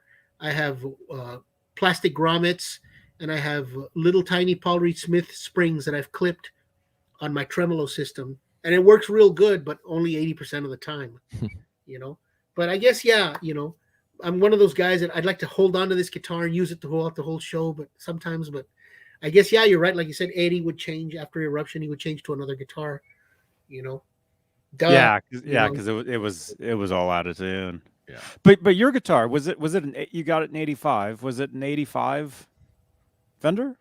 No. My plate says 54 on it, and my guitar came out of San Francisco, by the way, and it landed in Brownsville. Where at? At a music store. Yeah, I bought it used at a music store. Subway. Yeah, well, I've heard of Subway guitars, but I used to work there. Oh, at Subway Guitars? I used to work there, yeah. Yeah, wow, that's another story we need to talk about. I used to read the I've articles seen everything too. I used to read all the Subway Guitar. The guy that used to own that shop, he used to do articles in Guitar Player magazine, didn't he? Fat Dog? Yeah, Fat Dog. Maybe he did, but Tysco Del Rey did a lot of he did a lot of stuff in Guitar Player, and he was associated somewhat with that was a person. Subway. I thought that was Ed's first. Yeah, that's a person. That's a I didn't person. know that. Tysco Del Rey. Yeah, it's possible. Yeah. Well, my guitar came out of Frisco. It's a 75 neck. The body is weird, questionable. My plate says 54 on it. Is it a 3-bolt? It was originally a 3-bolt, but it had been done to a 4-bolt because it's 75 neck. Wow. I got it as a 4-bolt, and all the hardware. It was a zinc tremolo system. I took it off right away, and I got the brass one. And the pickups 75, the pickguard 75, pot 75, keys 75, neck 75. But I tricked it out because I wanted kind of a Van Halen, but with more options. The main thing that I thought was important was a brass block. Like the Van Halen 1 album, I think, or the Van Halen 2 album, and a humbucker mounted to the wood, of the body. That's what I thought, the Eddie thing. You have to have a hot humbucker, and it had to be mounted to the wood, and a good tremolo system, And that was my concept of Van Halen, but I wanted a middle pickup also and a front pickup, But that's the guitar I tested my Jose amp at Jose's house. And it only reinforced it with Eddie Van Halen's guitar and my other Jackson. I had 3 guitars that day when I had Jose, run through my amp, and I asked him to put a little bit more bass on it, on the mod. But Frank Levi the same way. Well, I had 3. Frank Levi had a Les Paul there, but I took my Jackson and I took my Strat, and he had a Les Paul there, and I ran through my amps. I said, yeah, it's great. I'll take it, But the Jose, of course, because I spent so much money, I was very, very going to be very, very critical of it, But anyway, that's my Strat story, and that's my Van Halen kind of. And so no Floyd Rose, right? No, never. You wouldn't. Never. So no Floyd Rose just ever? Not on that guitar. I have guitars with Floyd Roses on it. I love them. Yeah, great, awesome. That Jackson must have had a Floyd Rose, right? That one had a Kaler on it. Kaler, okay. That Jackson, it was one of the first production Jacksons. Should have kept it, but that's okay. I know where it's at, and it's been there for 30 years, I think, or something like that. The guy's taking good care of it. But I've had guitars with Floyd Roses. Right now, my favorite guitar that I have with a Floyd on it is a Carvin V220. The guitar Craig Chiquiso made famous. Oh, okay. I'm sure you guys have seen Carvin, those. huh? Yeah. Didn't Carvin had a prior? What is it? What do they call it? A proprietary Floyd. Didn't they have their own version of the Floyd? Carvin. Maybe, I don't know, but Mine's, if I'm not mistaken, when I looked at it, it said made in Germany or something. I don't know. Germany would be an original Floyd, probably. You know, Yeah, you probably could get that option. I'm guessing Carbon had all the options. Yeah, they beautiful, great guitar. Awesome. So that's some of the stuff that I had in mind that I wanted to point out to you guys and talk to you about. The concert thing earlier on, the snake dragon guitar, and the brass tremolo. Those are the highlights that I wanted to on this conversation today. Yeah, good talking points. I like that. But you guys, I mean, I'm sure you guys have something. I mean, or you have any questions for me? Feel free, or you want to touch on something else. I was looking earlier if we want another quick subject Van Halen related. I was looking at the news desk in the 77 Pasadena show that was recently. What was the quote? That it was one of the best best concerts ever, or did you see that one, Johnny? The Pasadena 77. 77, yeah. What was it? Van Halen's 77 Pasadena concert ranks among the greatest live moments in the entire history of guitar by Louder magazine, or Louder. They're talking about that bootleg. That's the greatest Van Halen bootleg there is. I think I know Johnny and I have heard that. Have you heard that one? You've heard it, Joe. Joe? I sent you a link to it a week ago. The Pasadena 77 one. Yeah, I heard a little bit. I gotta really sit down and be one with that show. I gotta center my chakras. That was the first snail mail cassette that I ever got. That was bootleg, but long ago, 1993 maybe. I had it on a CD. It was called Dress to Kill, and it was one of those import bootleg CDs. It was that whole show, and then it was that whole show and a couple of the Gene Simmons Run with the Devil and the Gene Simmons House of Pain, back to back. Yeah, and then Bullet Head, Down in Flames. Those songs, from like a whiskey show or something. But the problem with the CD, it was all one track. Oh, it wasn't broken up. So you couldn't skip in between songs, and if you missed something, if you hit rewind, it went up to the beginning, right? Yeah. But what was the title of that version? Dress to Kill. Dress to Kill. They're on the front. It's like the Hot for Teacher getup, where they're all wearing the tuxedos. Yeah. If you can find VH Boots is the great. It's an older website, but it's got all those covers and everything. Yep. So somebody had some good info here. Cecil Music. Mm-hmm. Another factor on a Strat trim is sometimes you need to enlarge the screw holes on the trim plate. There it is. Just ever so slight to keep the plate from binding on the screws. And of course, the 84 picture of it. Okay. Yeah, that was it. If anybody has that CD, it's amazing. That's funny. That's the cream of the crop. Well, as far as earliest Van Halen, that's as if you want Van Halen's soundboard from that era. I mean, I would say that's the greatest Van Halen bootleg of all time, right there. It's memorable. I would say that. You sent it to me. I gotta really sit down and focus on that. And you know me, Johnny. I'm the tone, the EQ, and all that. Yeah. That's the back of it right there. Yep. Okay, very cool. Yeah, extra. Yeah, House of Pain, Run with the Devil, Down in Flames, Bullet. That's right. Mm-hmm. Here's another question for you guys. I'm going to bring up. They were a cover band.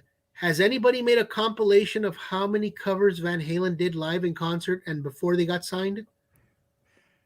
I think John B.L. is thinking about it. It's out there. The first another one of the first bootlegs I got, snail mail, 1990, whatever it was called Van Halen Rarities Live and Interviews, or no, there was one that was the video one that I was live and interviews was video, but then there was an audio cassette that had all of their early cover stuff, like from all the ZZ Top and all the stuff that they did covers in the club days with, but yeah, I mean, as far as I'm sure there's got to be somewhere where they compiled all the cover stuff. Setlist.com probably has all the different covers that they did. Yeah, I'm gonna have to look at some. I'm amazed. Man on the Silver Mountain. I've heard that one. I love it. I heard Budgie's In for the Kill. The Rover, Led Zeppelin. That was. I've never heard that one, but my favorite so far is James Gang Walk Away. That inspired me. That was on the first one that I had, the audio. That inspired me to do the song Walk Away and Funk 49. Yeah. And still to this day, we do those. We rarely do covers. You could hear Eddie using a wah pedal back then, too. Really? Oh, wow. Yeah. On those. He uses a wah. Yeah. Really? Wow, man. Well, I thought that was a Van Halen song before I knew it was a James Gang song because of that. It's that inspired me big time. I recently saw something where they had done Crossroads, but I didn't hear it. I knew he said he was a Clapton fan, but I had never heard him do Crossroads. They went through different eras. 86, they did a lot of covers. They did all kinds of. I mean, not only the Montrose stuff, but they would do. I think they did Crossroads in 86. They did Born on the Bayou was 91 in the. Wow, I didn't know that. Grammy era. They did a lot of those. Eddie played Crossroads for Lisa Robinson, and that was on the radio. It was played on the radio. It was an not off the record. Yeah, maybe it was. I don't know. I used to have the vinyl for that. Wow. What's the most obscure song that you all are aware of that Van Halen did pre Van Halen 1? These are good questions. I like this. Oh man, the most obscure cover. But that's the chat. Yeah. We got people watching. There's people watching this. I love hearing "Walk Away" from the James Gang, the Budgie song. And I would say the Rover from Zeppelin was one that pre Van Halen couldn't have. Yeah, that was pre Van Halen 1. Or 77 or before they did the Rover. I know a guy that actually made a compilation of all this stuff. Chris Gossert. He has a website where you can go and there's probably a list of all these songs. Johnny, where did you pull because that? I've heard David Lee Ross. I've heard David Lee Ross say that they would cover funk songs and stuff for dances and things, because they wanted to see the girls dance, and they did funk stuff, Yeah, they did they did all of it. They did, if they were a bar band, they had to have a repertoire of. I heard also that they might have done some country songs. Like, what the hell? What country songs would they possibly have done? John B.L. Do I have Mountain. you? Well, here I'll actually here I'll just share the screen. Humble Pie. Check this out, John Bill. You might be. Are you looking at Mountain Never in My Life? They did Mountain Never in My Life. Leo Safko. You're not looking at Chris Gossert's list. There you go. Okay, check out this dude. This dude has a list of like every like cover song Elvis they did. In '83. They did a lot of. They did Heartbreak Hotel. That was a staple. That was part of their set in '83. That's right. Shot Down in Flames. Who did that originally? That was an original. That's them. Yeah. That's an original, but that became a song off A Different Kind of Truth. Later. Honolulu Baby. Mm-hmm. Man, you got to catch up on your Van Halen bootlegs. Check out the YouTube, Well, man. see, there's not. These are all on YouTube. This is good stuff. I don't even. Honolulu and then Baby, time is our enemy, man, guys. Time is our enemy. We got another hour. No, but these are all Van Halen wait, songs. What time is it though? Time is your enemy because what time is it? Where I'm already at midnight. You were telling us something earlier. Yeah. Well, obviously I still might have lose Joe anytime. So. These are all Van Halen songs. These are all Van. The yes. ones with the star, I think, are the originals, and then it goes on from there. Let me see. It keeps going. Actually, yeah. So far, these are all Van Halen songs. I was talking originally jamming with a Holsworth. Oh, here we go. There's some Sammy Hagar stuff.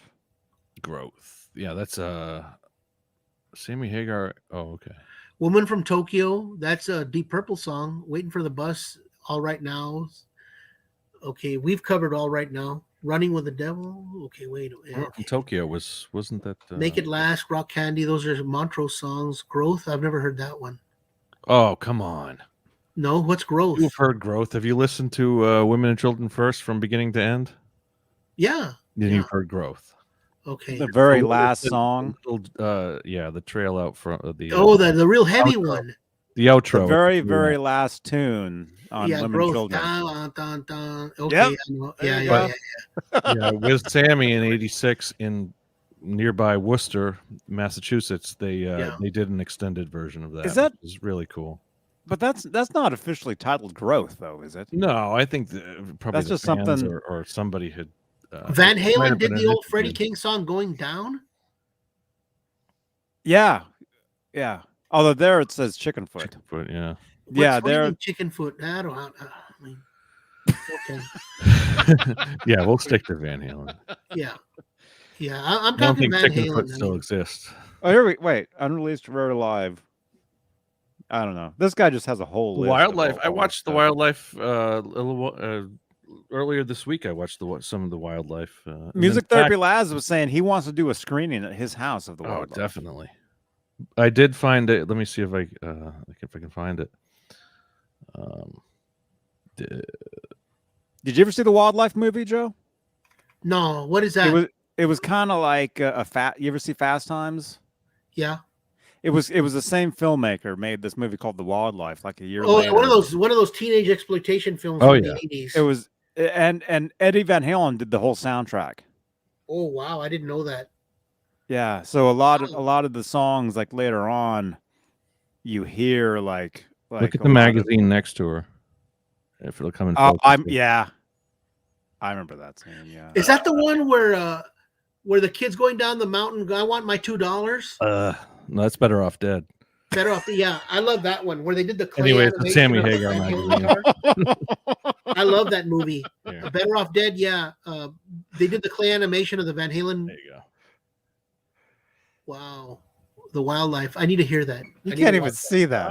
There it Oh, is. there he is. It's him and Neil Schon, Yeah. guitar musician, practicing musician. HASA. Yeah. Hagar, Sean Aronson. Great Yeah. movie though. It's if you haven't seen that, I love that movie. The Wildlife. I'm gonna have to find it.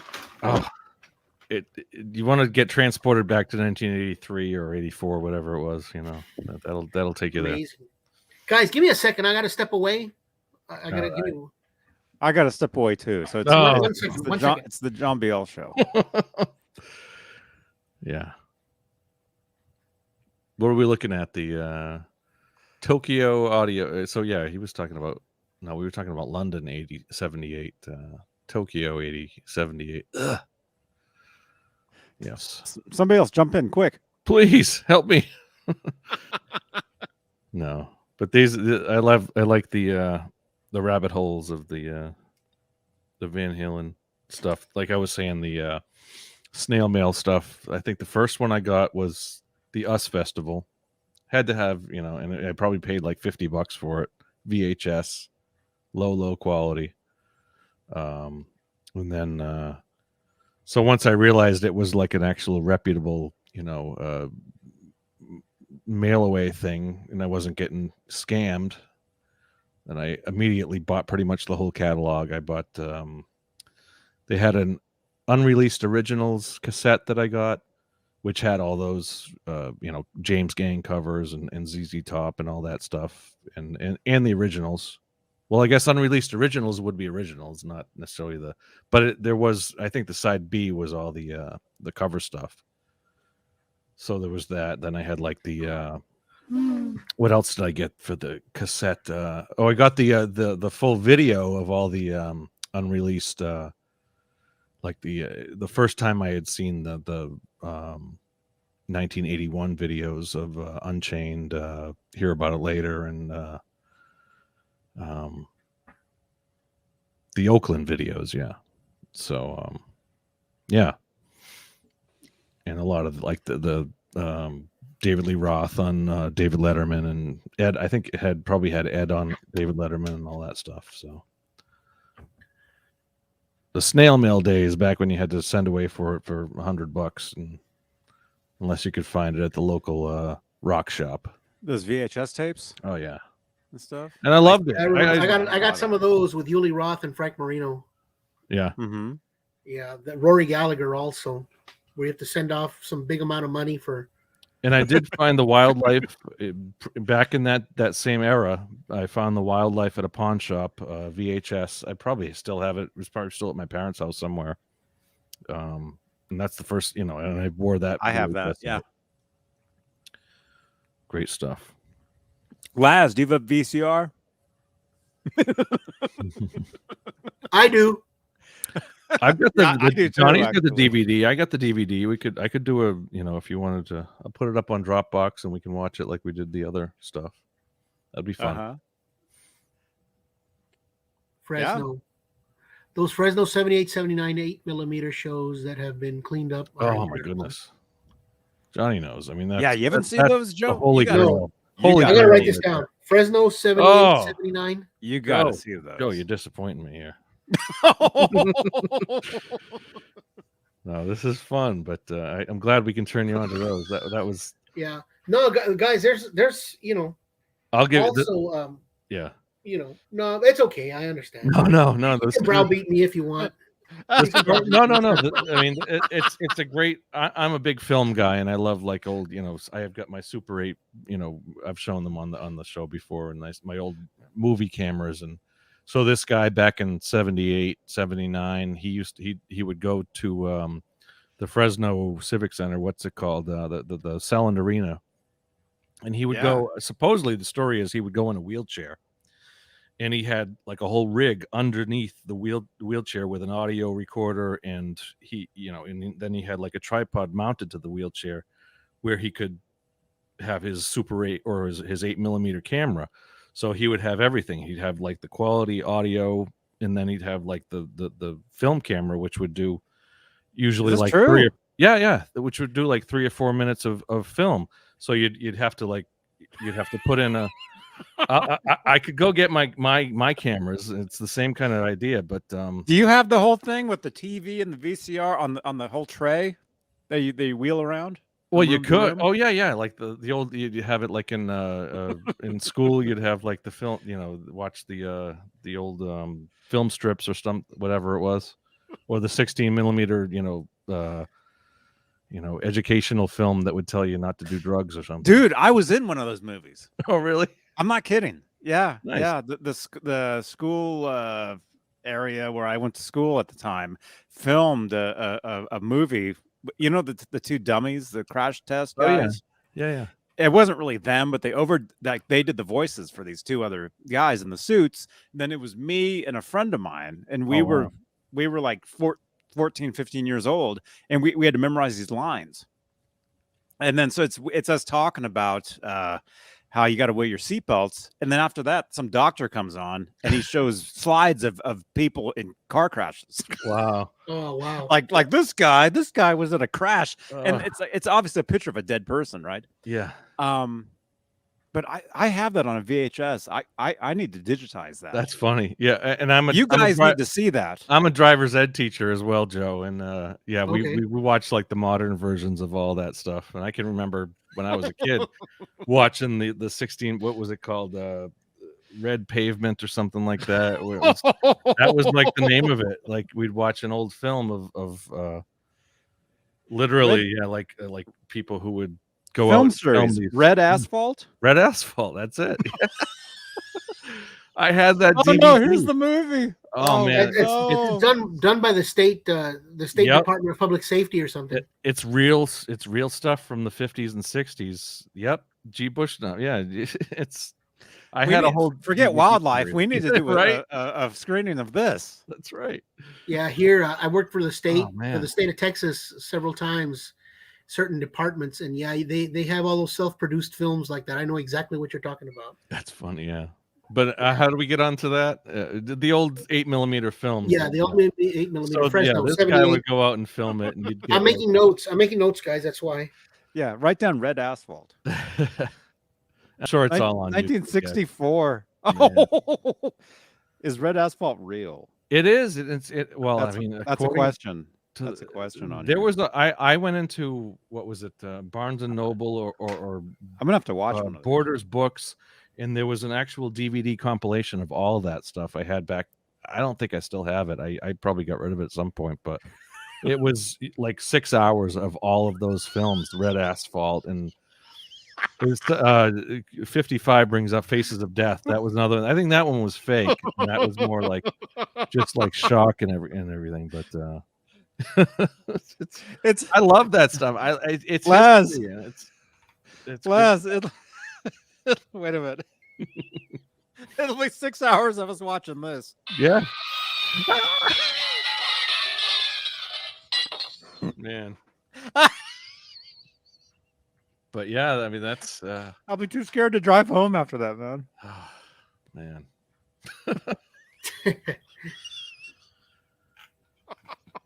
Nowadays, Johnny, you can find like the Mystery Science Theater version where people are like, it's riff tracks on YouTube where they're just like laughing, making jokes about it all. But Johnny, I had serious an idea. biz here. Speaking of Eddie Van Halen, I had an idea. Remember we were talking the other day about getting a bunch of people together to put together Van Halen guitars. Remember we were talking about that last 2 weeks ago. Oh, you're talking about like an EVH con, with a big giant barbecue and the whole trip. A barbecue, yeah. Well, I had this crazy idea of having this lottery, and all the cool pre-Music Man, pre-Van Halen guitars, all the ones that like the Shark and the Snake, and all those guitars have if say 100 guys, and then get all these guitars and have a number, and have people draw a number or a lottery, and okay, you three are gonna build the Shark, you three are gonna build Snake, you three are gonna build number 1 black and white, you guys are gonna build Bumblebee. It's like a lottery system, and all right the there on the guitars, spot. Huh? Well, right there on the do spot. It on a weekend. Do it on a weekend. Yeah, get some necks. Make a Fox reality show out of it. Yeah, make a show. Well, yeah, film it too. But remember I told you get a bunch of band saws and all this kind of stuff, and wood. Like here in Texas, you can get mesquite cheap or free for the bodies, but of course buy necks and all that stuff, and have everything there. Have a school, not a school, but like a big giant get together, a clinic, yeah, and then have pickups there and have necks. But people build the body and paint the bodies. That's what Johnny used to do at Subway. You used to build guitars, right? Yeah. Build sandwiches. Well, like you build a sandwich. Different Subway, I think. Sandwich sounds good to me right now. Yeah, right. I had a Firehouse earlier today. Oh man, those are good. Those are good sandwiches. But anyway, do you see where I'm coming from? I hear what you're saying, Joe. Yeah, 100 guys that are there to build a Van Halen guitar, but not just the same old thing. You guys, you pull a rabbit, you pull a number out of a hat, and have like 6 guys are going to build a Bumblebee, 6 guys are going to build a Shark, 6 guys are going to build, number 1, and 6 guys are going to build a cat, and on you go, and it'd be fun. Everybody show off what they've done, kind of like in school when they tell you to build a snowman for Christmas out of styrofoam balls or whatever, and everybody builds one, and you get a grade. You know what I'm saying? Mm-hmm.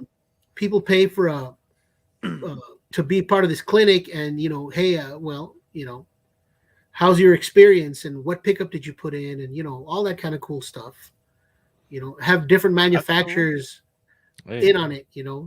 Yeah, importers get with warmers necks, or get boogie bodies or something, or one of these importer put guys. Up a whole bunch of get somebody offshore, Samick or whatever, get all these maple necks and things, or whatever, all these different people to sponsor and get a break on humbuckers, and have maybe 25 different guys that make humbuckers. Like Vinum pickups. You ever tried Vinum pickups, by the way?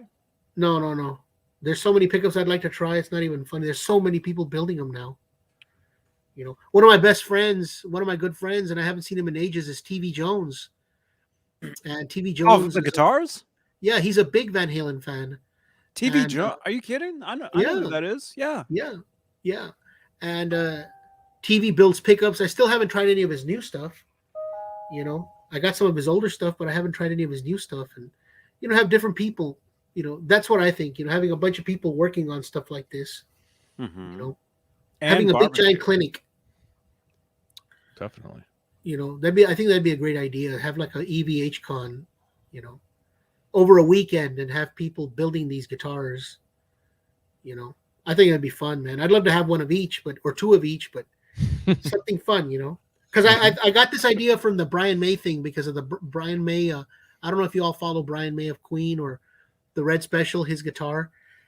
Yeah. There are so many people all over the world, so many people that got the plans now, and there's people that manufacture the tremolo systems, and I guess Brian May's giving them their blessing. Sure.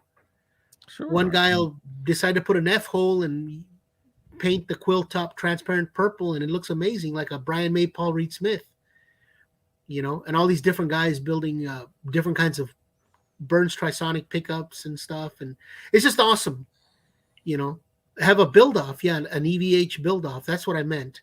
That's what I thought. Let's do it. Like that. Actually, we can do it. We can do that at Laz's house over the next month. There you go. Laz, let's do as that. a pilot program. And then I was thinking, the Brian May thing, because the Brian May guitar is kind of complicated, but it was brilliant. I mean, they nailed it on the first shot. Him and his father. Took Everything's original. Everything is home built from it, right? Exactly. And there's a lot of guys there's a lot of guys that have done that. I saw one from a guy from Australia from scratch on his horseshoe thing, make a truss rod on his thing for horseshoes. He built the truss rod and cut trees and everything and dried the wood to build his guitar. It was amazing, man. But there's guys all over. There's a guy in Chile, in South America, and there's a guy in Argentina. These guys build them from scratch. They go chop a tree down and kiln dry it and find scrap at the junkyard and wind their own pickups. 200-year-old piece of wood or something that he had. Oh, yeah, and there's other guys that do that too. That have found an old, 400, 500-year-old piece of wood, oak or whatever. My whole thing was to use mesquite because mesquite is so amazing here. I had a Jerry Garcia Bolt guitar built out of mesquite. Joe, yeah. Did you see these pictures? Man, I totally forgot about this. Thank you, who sent this to me. Chris Gill, a writer for he did a lot of he wrote a lot for like Guitar World. Yeah, I know who he is, Chris Gill. Chris I might Gill. have even asked him to be a friend on Facebook one time. Yeah. Well, he was. I had him on the show here like a month ago because he has a book. Mm-hmm. I've got it. Where is it? Anyway, he took pictures. Maybe you saw this. He actually he posted some pictures from when he was taking pictures of these guitars. Anyway, that's the real thing. Oh wow! Wow, very cool. Look at the detail, man. Look at the detail. That's better than any of the replicas we've seen. Definitely. That's fantastic, man. A lot of detail, yeah, definitely. That is detail. Yeah, and that's how it is pretty much today. That's how it looks. Wow. Amazing, man. Amazing. Just totally freaking cool. Is that about these single pictures. coil in the bridge? What is that on the bridge? It's a humbucker. Thank you, whoever sent these. I forgot about these pictures. Originally, it didn't have two pickups, right? No. Oh, it doesn't have two pickups. It's only one. It just has the one. Yeah. Yeah. No, that is so cool. I mean, I love that thing, man. Very, very cool. Very cool. Very, very. Thank you, whoever sent those. I totally forgot about those. John Beal. What? I'm back. Somebody said I have reclaimed redwood. Redwood's beautiful, man. Parker Guitars was using redwood for a while. Parker Really? Fly like that? Yeah, correct. The wood ones, not the the core was wood anyway. But yeah, they were using redwood because it was so light and extremely resonant. But I think Alembic also on some of the Jerry Garcias, they might have used some redwood. Mm-hmm. Music Therapy Laz said that. Very cool, man. I mean, I got all kinds of crazy ideas, Johnny. I have is reclaimed redwood at Johnny Beane. I have is reclaimed redwood. Yeah. Laz says. So Johnny, can we touch base on your musical thing, man? Forgive me again for gobbling up a ton of time, and No, man, this has been great. It's good. Can you tell us a little bit about this whole? What was the name of the band? Mayfire. Which one? The Desmond Child era. The band that I was in? Yeah. I will tell you off air. Okay. The name of that band. Okay. Because they kind of went off and they got it kind of successful after I was in the band. So, no. Are they still around? I don't know. I don't know if they are. No, they actually did some cool stuff after I was in the band. But anyway, the short story or the long story is however you feel free to what you don't want and what I'm not gonna extract it out of you. I do this every day. I'm used to this. No, basically what happened was I took a computer class in Oakland, California, just to learn about computers, and this was in 1997. Wow. So my first experience, I was living in Los Angeles at that time. My first experience with the internet was taking this class and working on computers, and this was AOL days. Yeah. AOL. So dial up. Yep. Super slow. Yep. You search Van Halen, there's like 3 pages that pop up. Yeah. It was craziness. So basically what happened was, as I'm in taking the class or whatever I was doing, I was always looking for musicians. So and this might have been before Craigslist. I placed an ad on I don't even know what the site was called, guitar player looking for musicians or looking for a band. And I'm out here in Oakland, California, Bay Area, but I get a response from a band in Miami, Florida. Holy moly. Yeah, this dude calls me up. This guy calls me. Right there from the shop. The singer of the band. Yeah, I wake up one morning, I get this phone call, and he's like, "Hi, you don't know me, but I'm in this band, and we're working with this guy named Desmond Child, and we're looking for a guitar player." And I'm just kind of like, "Huh?" Because I knew who Desmond was, but I only knew him because of Bon Kiss. Jovi and Aerosmith. I didn't even know him of Kiss at that point. I just knew You Give Love a Bad Name, Living on a Prayer, Angel, What It Takes, Dude Looks Like a Lady. That's the only stuff I really knew, So I knew who the guy was.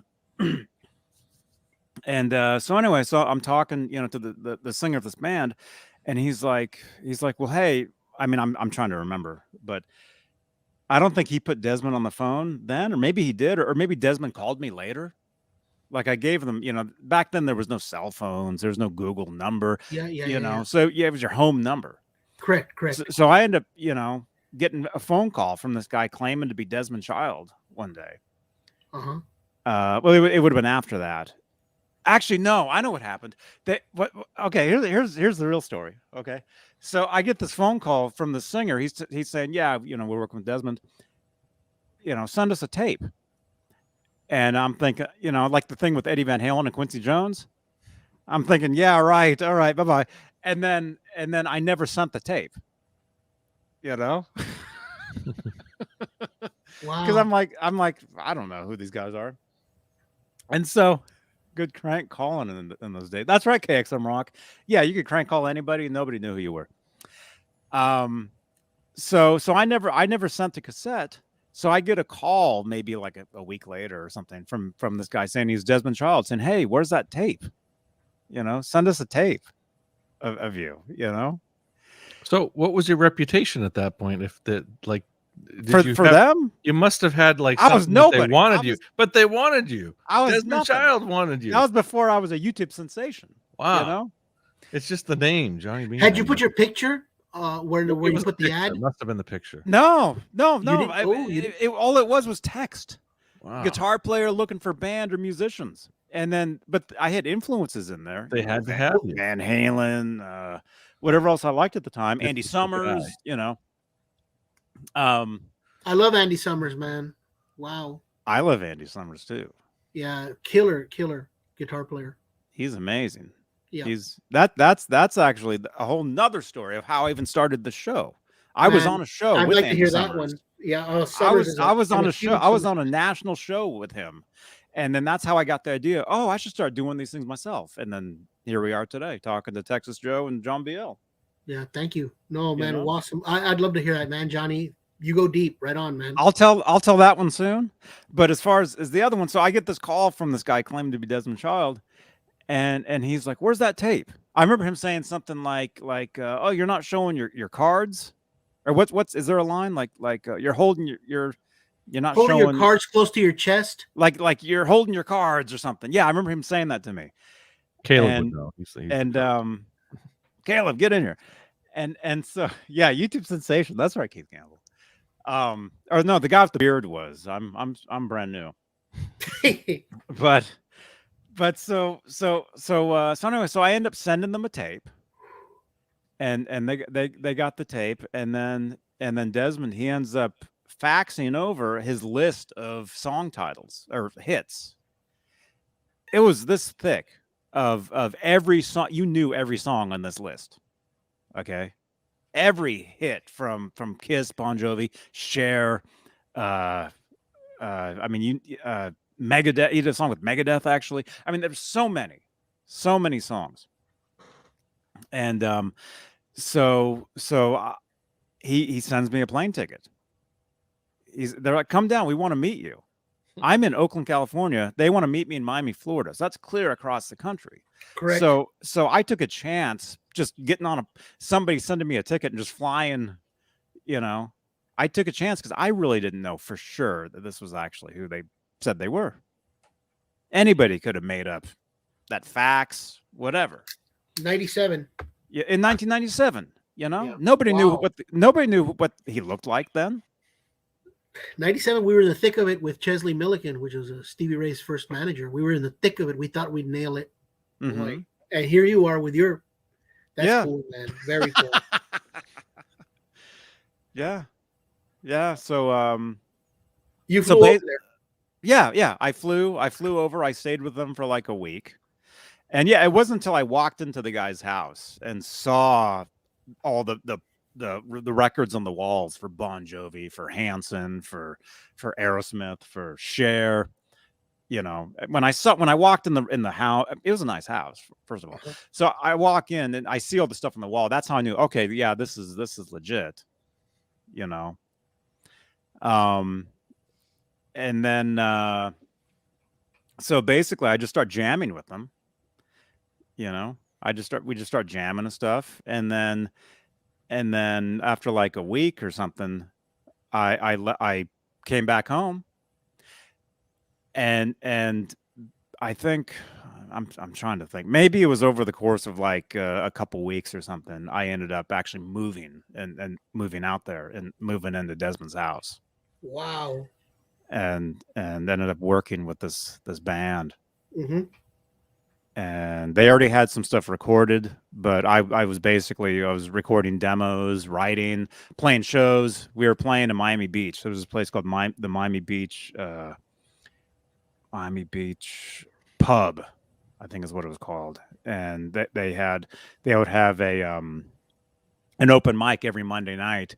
We would basically take over that whole. But we would take all our gear, and we they knew the sound guy. We would play an entire set every Monday night at an open mic. We played in 99. We did a Latino or some kind of Pan-American music festival thing in Miami, in South Beach.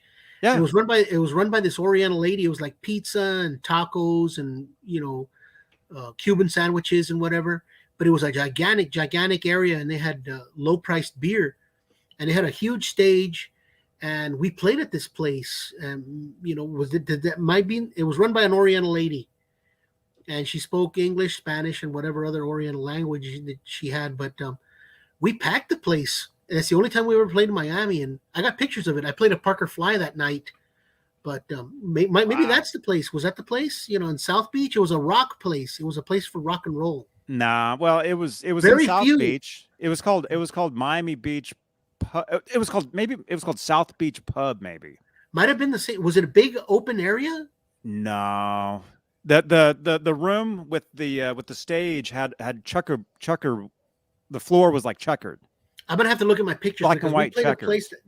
This was in 1998. We played in '99 in my South Beach at a festival at this place. It was packed with people. It was crazy. You know, yeah, we'd never been there. We'd never been there. And then would have been a different place. Yeah, we ran out of money. We're running out of money, so we got scared and hauled butt back to Texas. And halfway through the state of Florida, they're telling us, no, we got shows for you. We got more shows for you. Get back. But we're like, well, what's the guarantee? Well, there's no guarantee, but still, we're running out of money. No way, you know? And I didn't want to sell any of my gear. Wow. You know, but, oh, man, missed chances also, being scared, you know? Mm-hmm. You know, we calculated we barely had enough money to get back to Brownsville, you know, but yeah, maybe that was around real close to where you all played, you know. It's funny, parallels, man. It might have been, man. Miami was fun. It was yeah. I mean, it was hot. It was super hot, but Miami is amazing. But it was at that time, when I was there, that's the only time I was over there. It was a fun place. I mean, you'd go, you know, out on the town in Miami or Miami Beach, like downtown. Mm-hmm. Everybody walking around, they were all models. Yeah. Everybody. What? So I'll tell you a funny story. You only saw the weird people at the beach. Yeah. You know what's funny? I was sitting around. I was waiting before our show outside. We needed to take a breath of air, right? Because we were inside. It was kind of freezing cold and kind of muggy, and I don't know, weird. It was freezing cold inside the place. And we walked out. We're standing out there and we're talking and stuff. We're real friendly with everybody. And then some girl comes up to me and hits me in the belly. I know you're not from here because of this. and she pointed at poking my stomach. You know, I've always been kind of fat, you know, chubby. And everybody there she was hot looking in a bikini. You know, it was towards the evening, you know. And he said, you guys are really friendly. You're really nice guys. And we know you're not from here. You know, and she said it flat out. She was a European girl because you don't look like me or our friends. And you look like that. Yeah. And she pointed at my stomach, and it's true. Everybody's beautiful over there, just walking around in bikinis and bathing suits. Everybody you saw there was, like I said, you only saw like what you would say normal people, like at the beach, like tourists. Yeah. Everybody else in Miami Beach, models. Everybody. Yeah. Models. Everybody. I'm not kidding. No. The dudes look perfect. The girls look perfect. Crazy. Yeah, I remember that. That was 99. I'll never forget. That girl poking me in the stomach. I know you're not from here. With my freaking bear belly or my taco belly. I like tacos. Yeah. That's funny. So you toured with this band? Sort of. I was only, I mean, I know I talk about it a lot on here. I was only there for like 9 months. I mean, it wasn't a super long time, but while I was there, it was like a whole lifetime experience. It was all experience is what it was. You know, as far as working in a studio, my first experience working with Pro Tools. That's the first time I ever saw Pro Tools was in Desmond's home studio. You know, recording with that type of stuff. Playing weekly shows, literally every week we played it. I would say within that 9 months? It was, I have the tapes because I bootlegged. I had a little Radio Shack tape recorder. I would place it on my amp every time we'd play a show. So I basically recorded every show that we did. And I would say we played like 150 shows within the course of, it was either 6 months to 9 months that I was there. 150 shows. Wow. This was 1998, Keith. This was I was there from January to January. I was there from January to September. Wow. So whatever that is, 8 months. 9 months. 9 months. Still, that's good. You get a good grip, you know. I totally know where you're coming from. I learned more than it was. And the thing is though, so basically what happened was we were doing we did showcases. We showcased for Bill Coin. You know, he came to that pub and we played for him, for Bill Coin, the guy who passed on Van Halen. you know, the guy who was working with Kiss, and he signed Piper instead. He signed Piper with Billy Squier. Yep. You know, amazing, years ago. Who else? Every day was just a circus. Like you know, you've heard of Ricky Martin, the singer, of course, right? Of course. I was there when they were writing "Livin' La Vida Loca," the big song that broke him here in the States. Yeah. Yeah, I have a friend who played guitar for him. Oh, cool. Yeah. Another Van Halen nut. Uh-huh. I should talk to him about maybe coming on the show.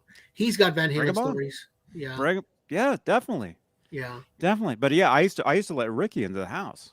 I would let him in while he was coming over to write songs. I met him once. He was very friendly. He was very friendly, real nice guy. Mm-hmm. You know.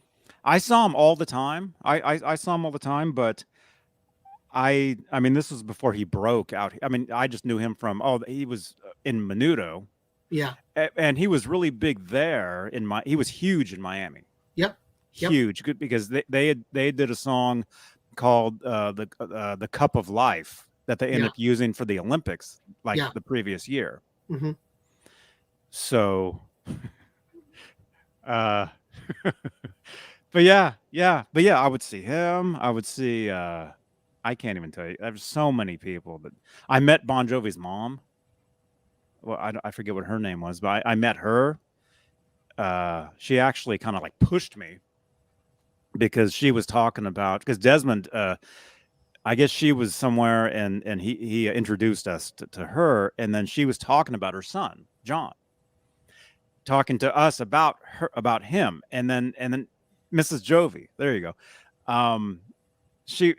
I forget, she was saying something about something blah blah blah, John, and then she turns, she's like talking to me like I'm him, and she pushes me. I remember, and I'm just like, whoa. And then while she was leaving, she tripped and she fell, and she was okay, she was fine, but just a really weird experience with meeting her. And then also I met his brother.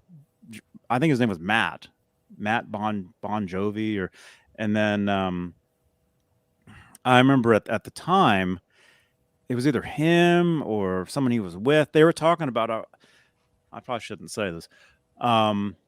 Something about how they were in a band and they put out a record in the 80s, and they had a song, and it was produced by or mixed by somebody who eventually worked with Nirvana, and they had a song that is a lot like "Smells Like Teen Spirit" that came out in the 80s, basically.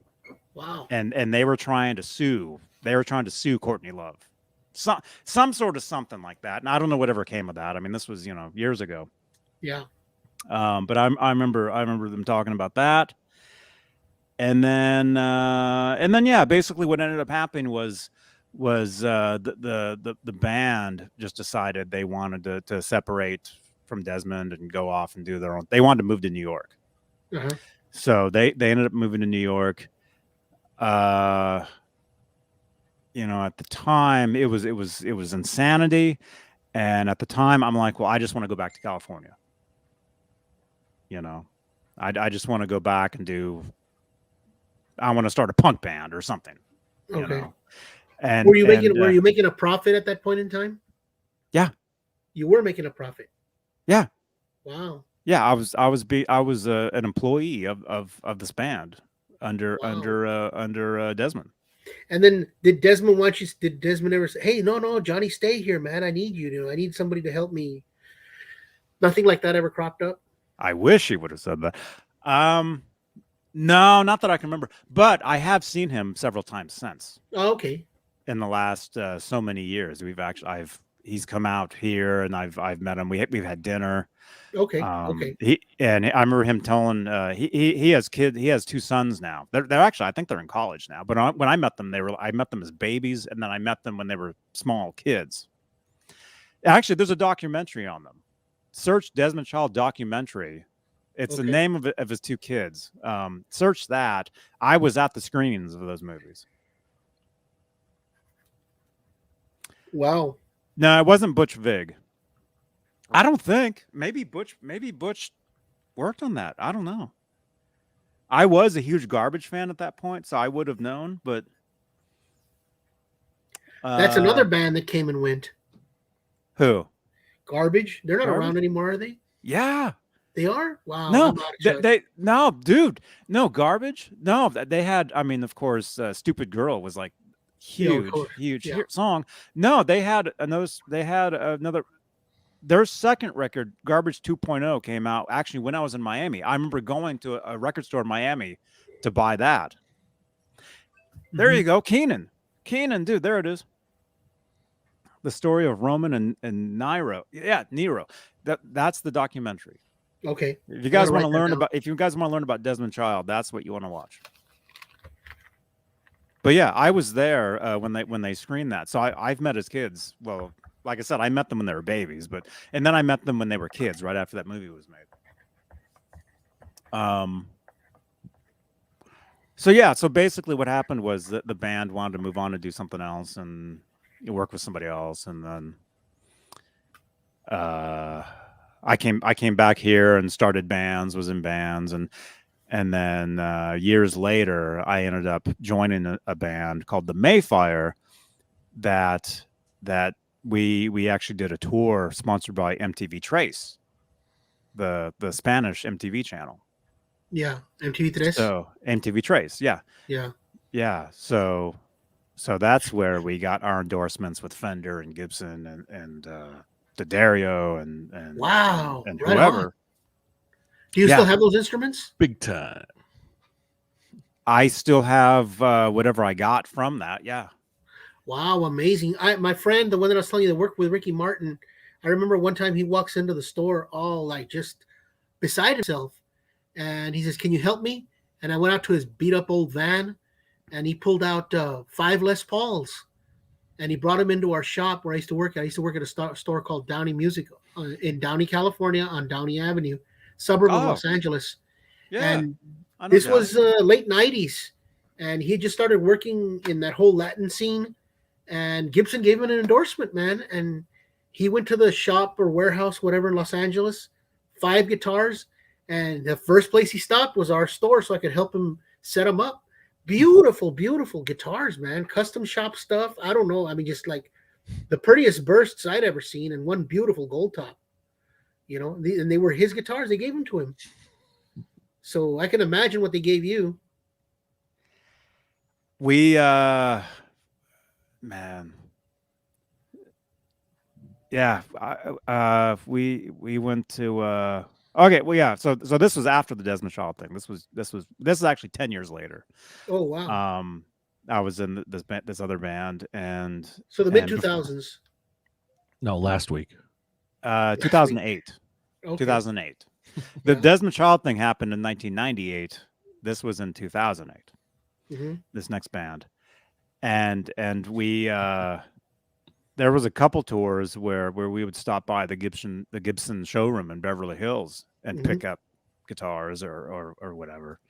Mm-hmm. And then I remember when we were in Austin for South by Southwest, we went by the Gibson showroom there and picked up a I was about to tell you. It was right here on. I've been there. It's not there anymore as a field. There used to be a place called Opal Divines. It was where the first original airfield was, and it's close here to my house. It's not even 1 mile away, maybe 1.5 miles away from here. The first airfield in Austin was on that spot, and they made a shopping center. There was a great restaurant there called Opal Divines, and 2 stores down in that shopping center in the secluded area was the Gibson showroom. And I have pictures with my buddy Bill Webb, the guy that I told you I want to bring on the show. Yeah. We took pictures there. I wanted a reverse flying V, and they had them there, and the reverse Explorer. And what's a reverse flying V? Yeah. It's a flying V that's inverted. You know, Gibson made them. Oh, so the wings point up? Yeah, point up. Oh, yeah. I thought you just meant it's just turned over. No. It's a lefty flying V. Yeah. It's the V inward. A lot of people hate it. Of course, I dig it. I like weird stuff. So, you know, I dig that guitar. And they're also the reverse flying V guitar. Yeah. And the reverse Explorer. Oh, they had this them there. one. Oh, okay. Oh, that. Yeah, Yeah. that. Yeah, they had a bunch of them in there. That and I should, took that pictures. should be the normal V because it looks Yeah, like I don't know about that because you can't sit down with that. no, it couldn't be. I don't want to. I want to rock a out true with it. V. Yeah. I told you I'm I- nuts, man. I'm crazy. We believe it, man. Wow. Actually, that is kind of cool. Kind of. The Reverse Explorer also is really cool. At least I think so. And they had them at that. They had them there in. Well, when the shop was here in Austin, it was a great idea, but maybe it was. Who knows? I don't know why these things happen. It just didn't pan out, or maybe they got what they wanted out of it and then closed it down. I don't know. You just sometimes wish those things would last a long time, you know. You would think there would be a Fender store here in town, or Gibson had a store here. I don't know. You know, things are weird. You know. Yeah. But that's another subject for another day. Well, that's so cool, man, that you're letting me in on a little bit of that, of your bands and stuff. That's so cool. letting us all in on it. We struggled. Thanks, Oh, let me ask you this: Johnny did you doesn't open up talk for any about famous bands? Did you open up for any famous bands? While I was in those bands, or just Yeah. ever? Yeah, ever. Period. As in the Mayfire in 2008, we opened up for a band that's pretty big, like in Mexico. I think they're called Motel or something. Oh, Mana.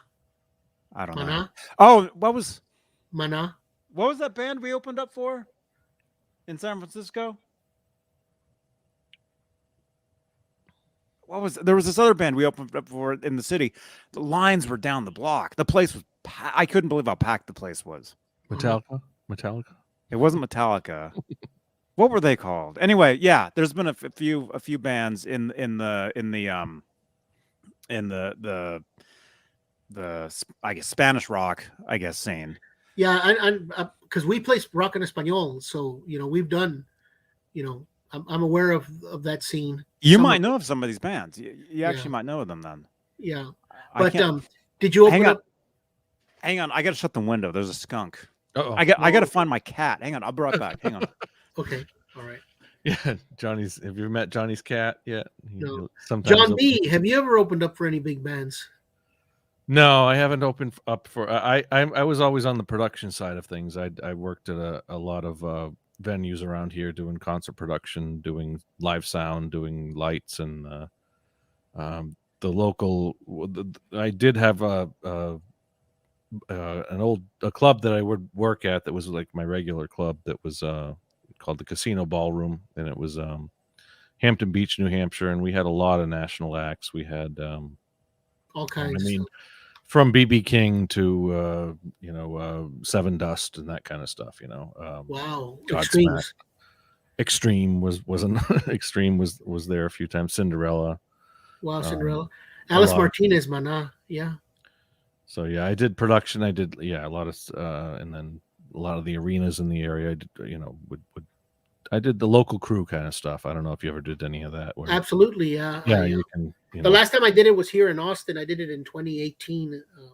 Oddly enough, I opened up for some super famous bands from Mexico. The Moody Theater, where they have Austin City Limits, they played there, and it was an Austin City Limits filming, but it was Latin rock, of course.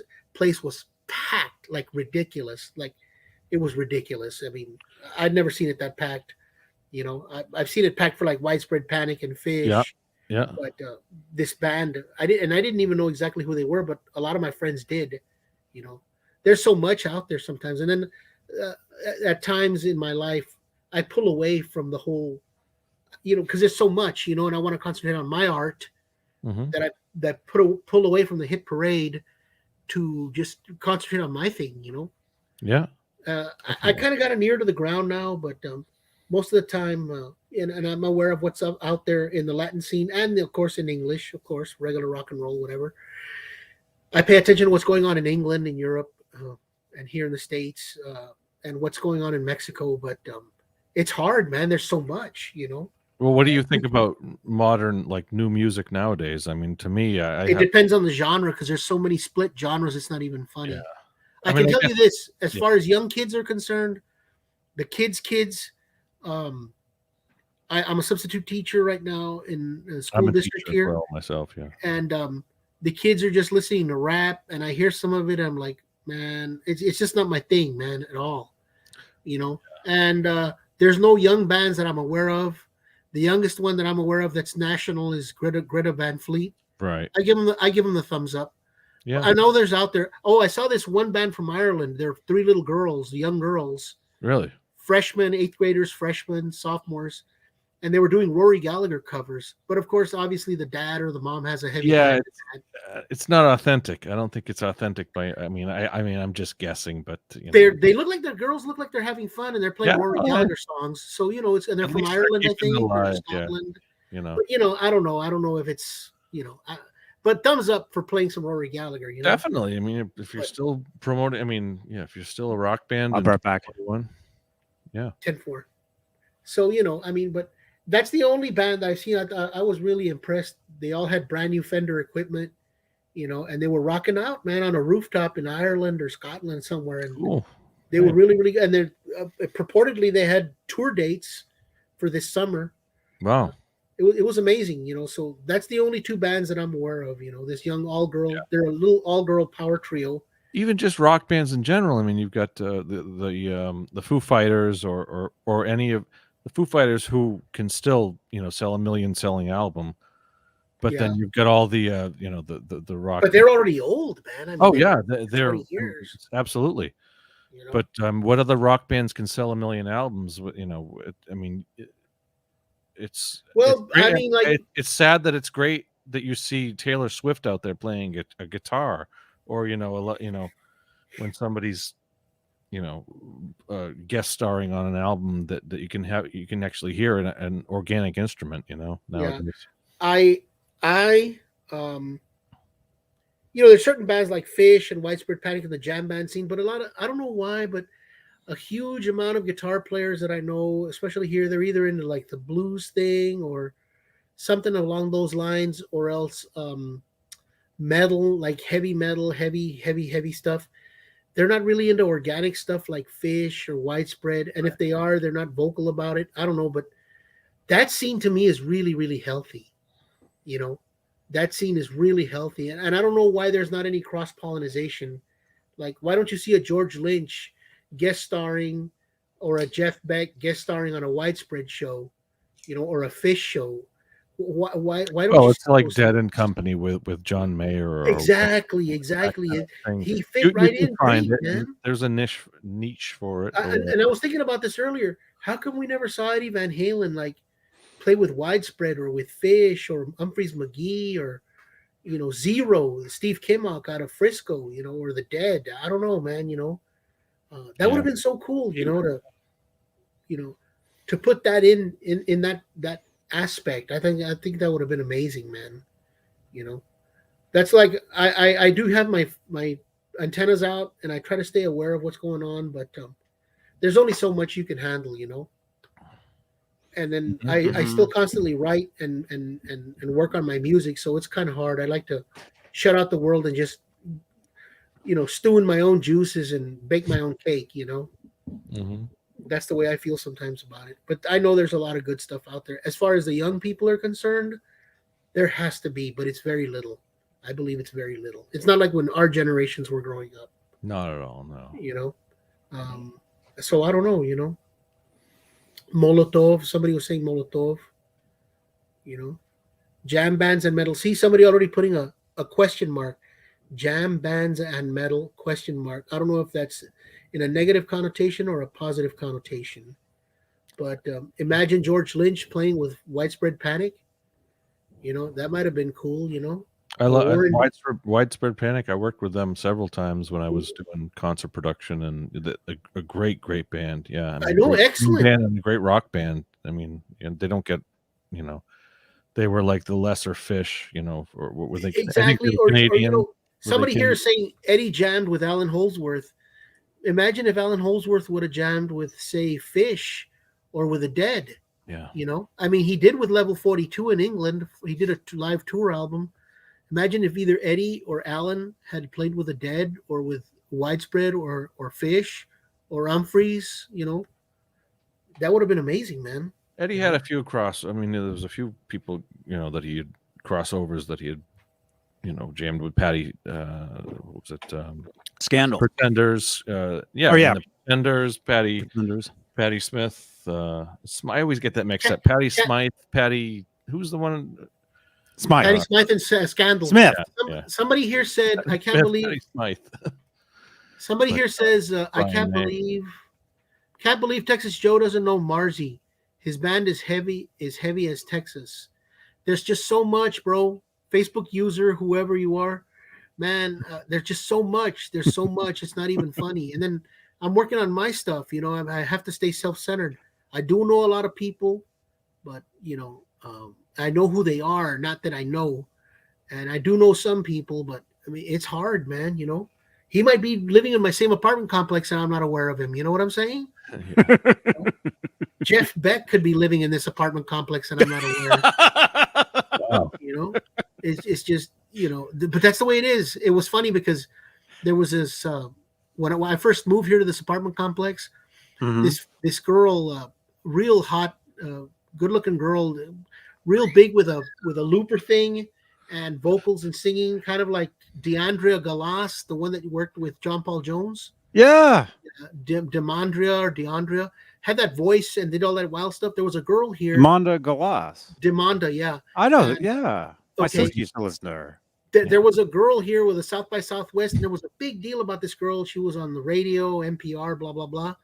Well, sure enough, man, I stumbled into her show, one of her smaller shows on 6th Street, the main drag here, and sure enough, one day she was walking up she was here at the front of our apartment complex, staying with one of her friends in one of these places here, and I saw her 3 times, dart in and dart out. And at the last time I saw her, I had to say, "Hey, I've caught one of your shows. I didn't know you lived here." He says, "No, I'm just staying with a friend of mine, but I'm from New Jersey or whatever." But you know, and this girl was popular that South by Southwest here for that whole thing. Wow. What year? What year was that? I think it was 2018 okay. when that happened. And it was intense. You know, there was a lot of musicians coming and going. The whole town. It's always been vibrant, but you know, I think people started taking it for granted. I think a lot of people did, and then COVID hits, and then everything shuts off, and you know, people are tripping. You know, and just barely things are opening up. Probably where you all live is the same story. People are opening up. Ask you if you were in Austin when you said 6th Street. I knew Keenan neighbors. Joe, I was just about to ask you if you were in Austin. Keenan's a cool dude, man. Is he from Austin too? John Biot, where's Keenan? I knew. I don't know. Yeah, this place. Oh, there he is. I ran spotlights. Keenan says I ran spotlights for Widespread. Very, very cool, man. It says here Ed tried to play with Nirvana, but what's his name wasn't having it. Kurt Cobain. Yeah. I heard that story like instantly after it happened because somebody I knew was maybe there or something. You know what? I heard about it before it was on the news. You know, it's funny that I think I was at that show and I couldn't get tickets to get in. I think it was the Wiltern Theater in Los Angeles, where it was Hole and Nirvana on the same bill. And a friend of mine tried to get in through the fire escape ladder, and they caught him, and you know, forget it. I think it was that show. I think we didn't get in. We couldn't get in. You know, it was amazing. Wow. Funny. Like I told you, I've been in the periphery. It's ridiculous. Marzi had Ripper Owens do On Fire VH cover that made news on VH website. Oh, okay. Yeah, I'm sorry, man. There's so many people. I mean, maybe I've bumped into him at Whataburger or Dunkin' Donuts, and I just, you know, accidentally spilled his coffee. But you know, I'm sorry, man. You know, there's so many people, and maybe sooner or later I will meet Marzi. You know. Ask Marzi if he knows who Texas Joe Valles is. Why don't we flip it around and do that? You know, the Valles flying machine. You know, I'm right there under the radar. It's ridiculous. You know, it's ridiculous. But you just got to keep chugging along, right, guys? You got to keep going forward. You know. That's That's right. right. Definitely. That's Do right. both of you have bands right now? I wish. Not currently. No. No, current? Would you like to be in a band if you could? I mean, we know what's been going on with COVID and things.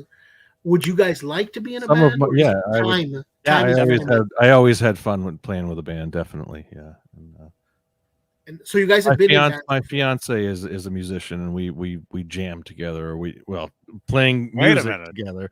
We play a lot of music together too. So That's cool. Do you all do like a acoustic and vocal thing or electric thing? yeah. We have definitely anything Yeah. We always Yeah. are playing our guitars or playing. Do you go out to the coffee houses and do a little something for people? Not these days, but yeah, it's at some point I'm sure we will. So Do you get the itch to go out there and do it? yes. Yeah, good. What about you, Johnny? Do you acoustic thing or an electric thing, a band, people you get together with, church maybe, or the donut shop, the coffee shop down the road? All of it. So you do All play. of it. You are Well, no, not since the past year. I haven't. playing that. Okay. I would like to. I just talked to my brother today because tomorrow we're gonna go into the studio, and we haven't played a single show this year, and I just realized it. I thought we had done something in August, but we haven't done anything. We've been, taking care of business, and being careful, Yeah. And I told him, well, let's try to do something before December. But I think this is going to be one of those rare years. We've rarely been a year that we haven't played, but because of COVID, even last year, I think we did several shows, but not, we were about to get things rolling in 2019, and then 2020 hit, and oh man, That was it. Yeah, we did a couple of things, but this year we haven't done anything, But we've been working on our records, because we want to tour. We want to tour the United States. It's an acoustic and congas album, and we have 18 songs on it. And tomorrow we're gonna we got 8 songs we have left with vocals that everything's been done except for the vocals, and we need to start recording the vocals and finish that record up. And hopefully January it'll be out. And then we start on our power trio record, a hard rock record, and then we have a synthesizer new wave thing that we're working on too, a total new wave Devo kind of Missing Persons, Kraftwerk, cool. Yellow Magic Orchestra thing. Wow. All analog synthesizers, drum machines, and electronic drums, but no MIDI. Cool. No MIDI and no EDM, none of that. It's strictly new wave. Strictly new wave. It's in a box, 78 to 83, and that's it. No FM synthesizers at all. No MIDI. That's actually the Van Halen box set a lot of people want. Yeah. 78 to 83. Man. Speaking of Van Halen, remember we were talking about Van Halen? Oh man, Johnny, I What, just realized 2 hours ago. Okay, really quick. I gotta head out, guys. Yeah, we got to end it because we're at time. Yeah. Okay, Yeah. really quick. Remember we talked last week about prog and Van Halen? Yes. Progressive rock. Well, I found a song that has a good quality chunk of prog in it. Jump. The whole section of the synthesizers. And I was thinking about it. I said, this is it. This is what I want to tell Johnny. That could easily be Genesis. I guess. They were called Genesis, so that actually technically that kind of is Genesis. It's funny because we were talking about Van Halen and prog, and remember we were talking about the fingering and the Billy Cobham Spectrum thing. That's right. Remember? Jean Biel, you heard that, right? Yes, 2 weeks ago. And I was trying to I'm see, a teacher. was it Spectrum any 5 or something. Spectrum 4. Okay. Yeah. Today I heard Jump. Yeah, Spectrum Quadrant 4. Yeah. So thank you, Joe. yeah, I was Jump today. I was the synthesizer part, that lead synthesizer part with the drums and all that and the changes. That's so prog, it's not even funny. Am I right or am I wrong? No, absolutely. It was good stuff. Very cool. It wasn't a full prog song, but there was a good slice of prog in there. Okay, Yes. that's it for me, man. I told you I talk too much, man. Joe, this was fun, man. This was good. Good No, time. this Good is stories, awesome. Good topics. I had fun tonight. Thank you, Joe. Thank you, guys. And thank you, channel members. God bless you all, man. Thank you all. you. Nice. Everybody, we love you all. And come back tomorrow for the Sunday night string change show. Nice. 11 p.m. Eastern, I think. Something like that. And of course, if they want to know a little bit more about me or hit me up, Vias Flying Machine, Texas Joe, just Google me. I'm out there. Yeah. Johnny can get a hold of me. That's what my name is. Google me. Yeah, Google me. Same with me, man. I should have done that. Google me. Texas Joe Vias or the Vias Flying Machine. Google us, please. Three Brother Band Power Trio. All And right. John B, man, it's a pleasure meeting you, man. This was fun, Texas Joe. Thanks, man. Anytime. Yeah. Anytime. I'd love to talk to you some more, man. Get to know you a little bit better. Definitely. I'll hit you up on Facebook. All right. Fair enough, brother. All right, all. Have a great week and tune into the Sunday night string change for Johnny's next show. Yeah. Bye-bye. Guys, have a great Sunday.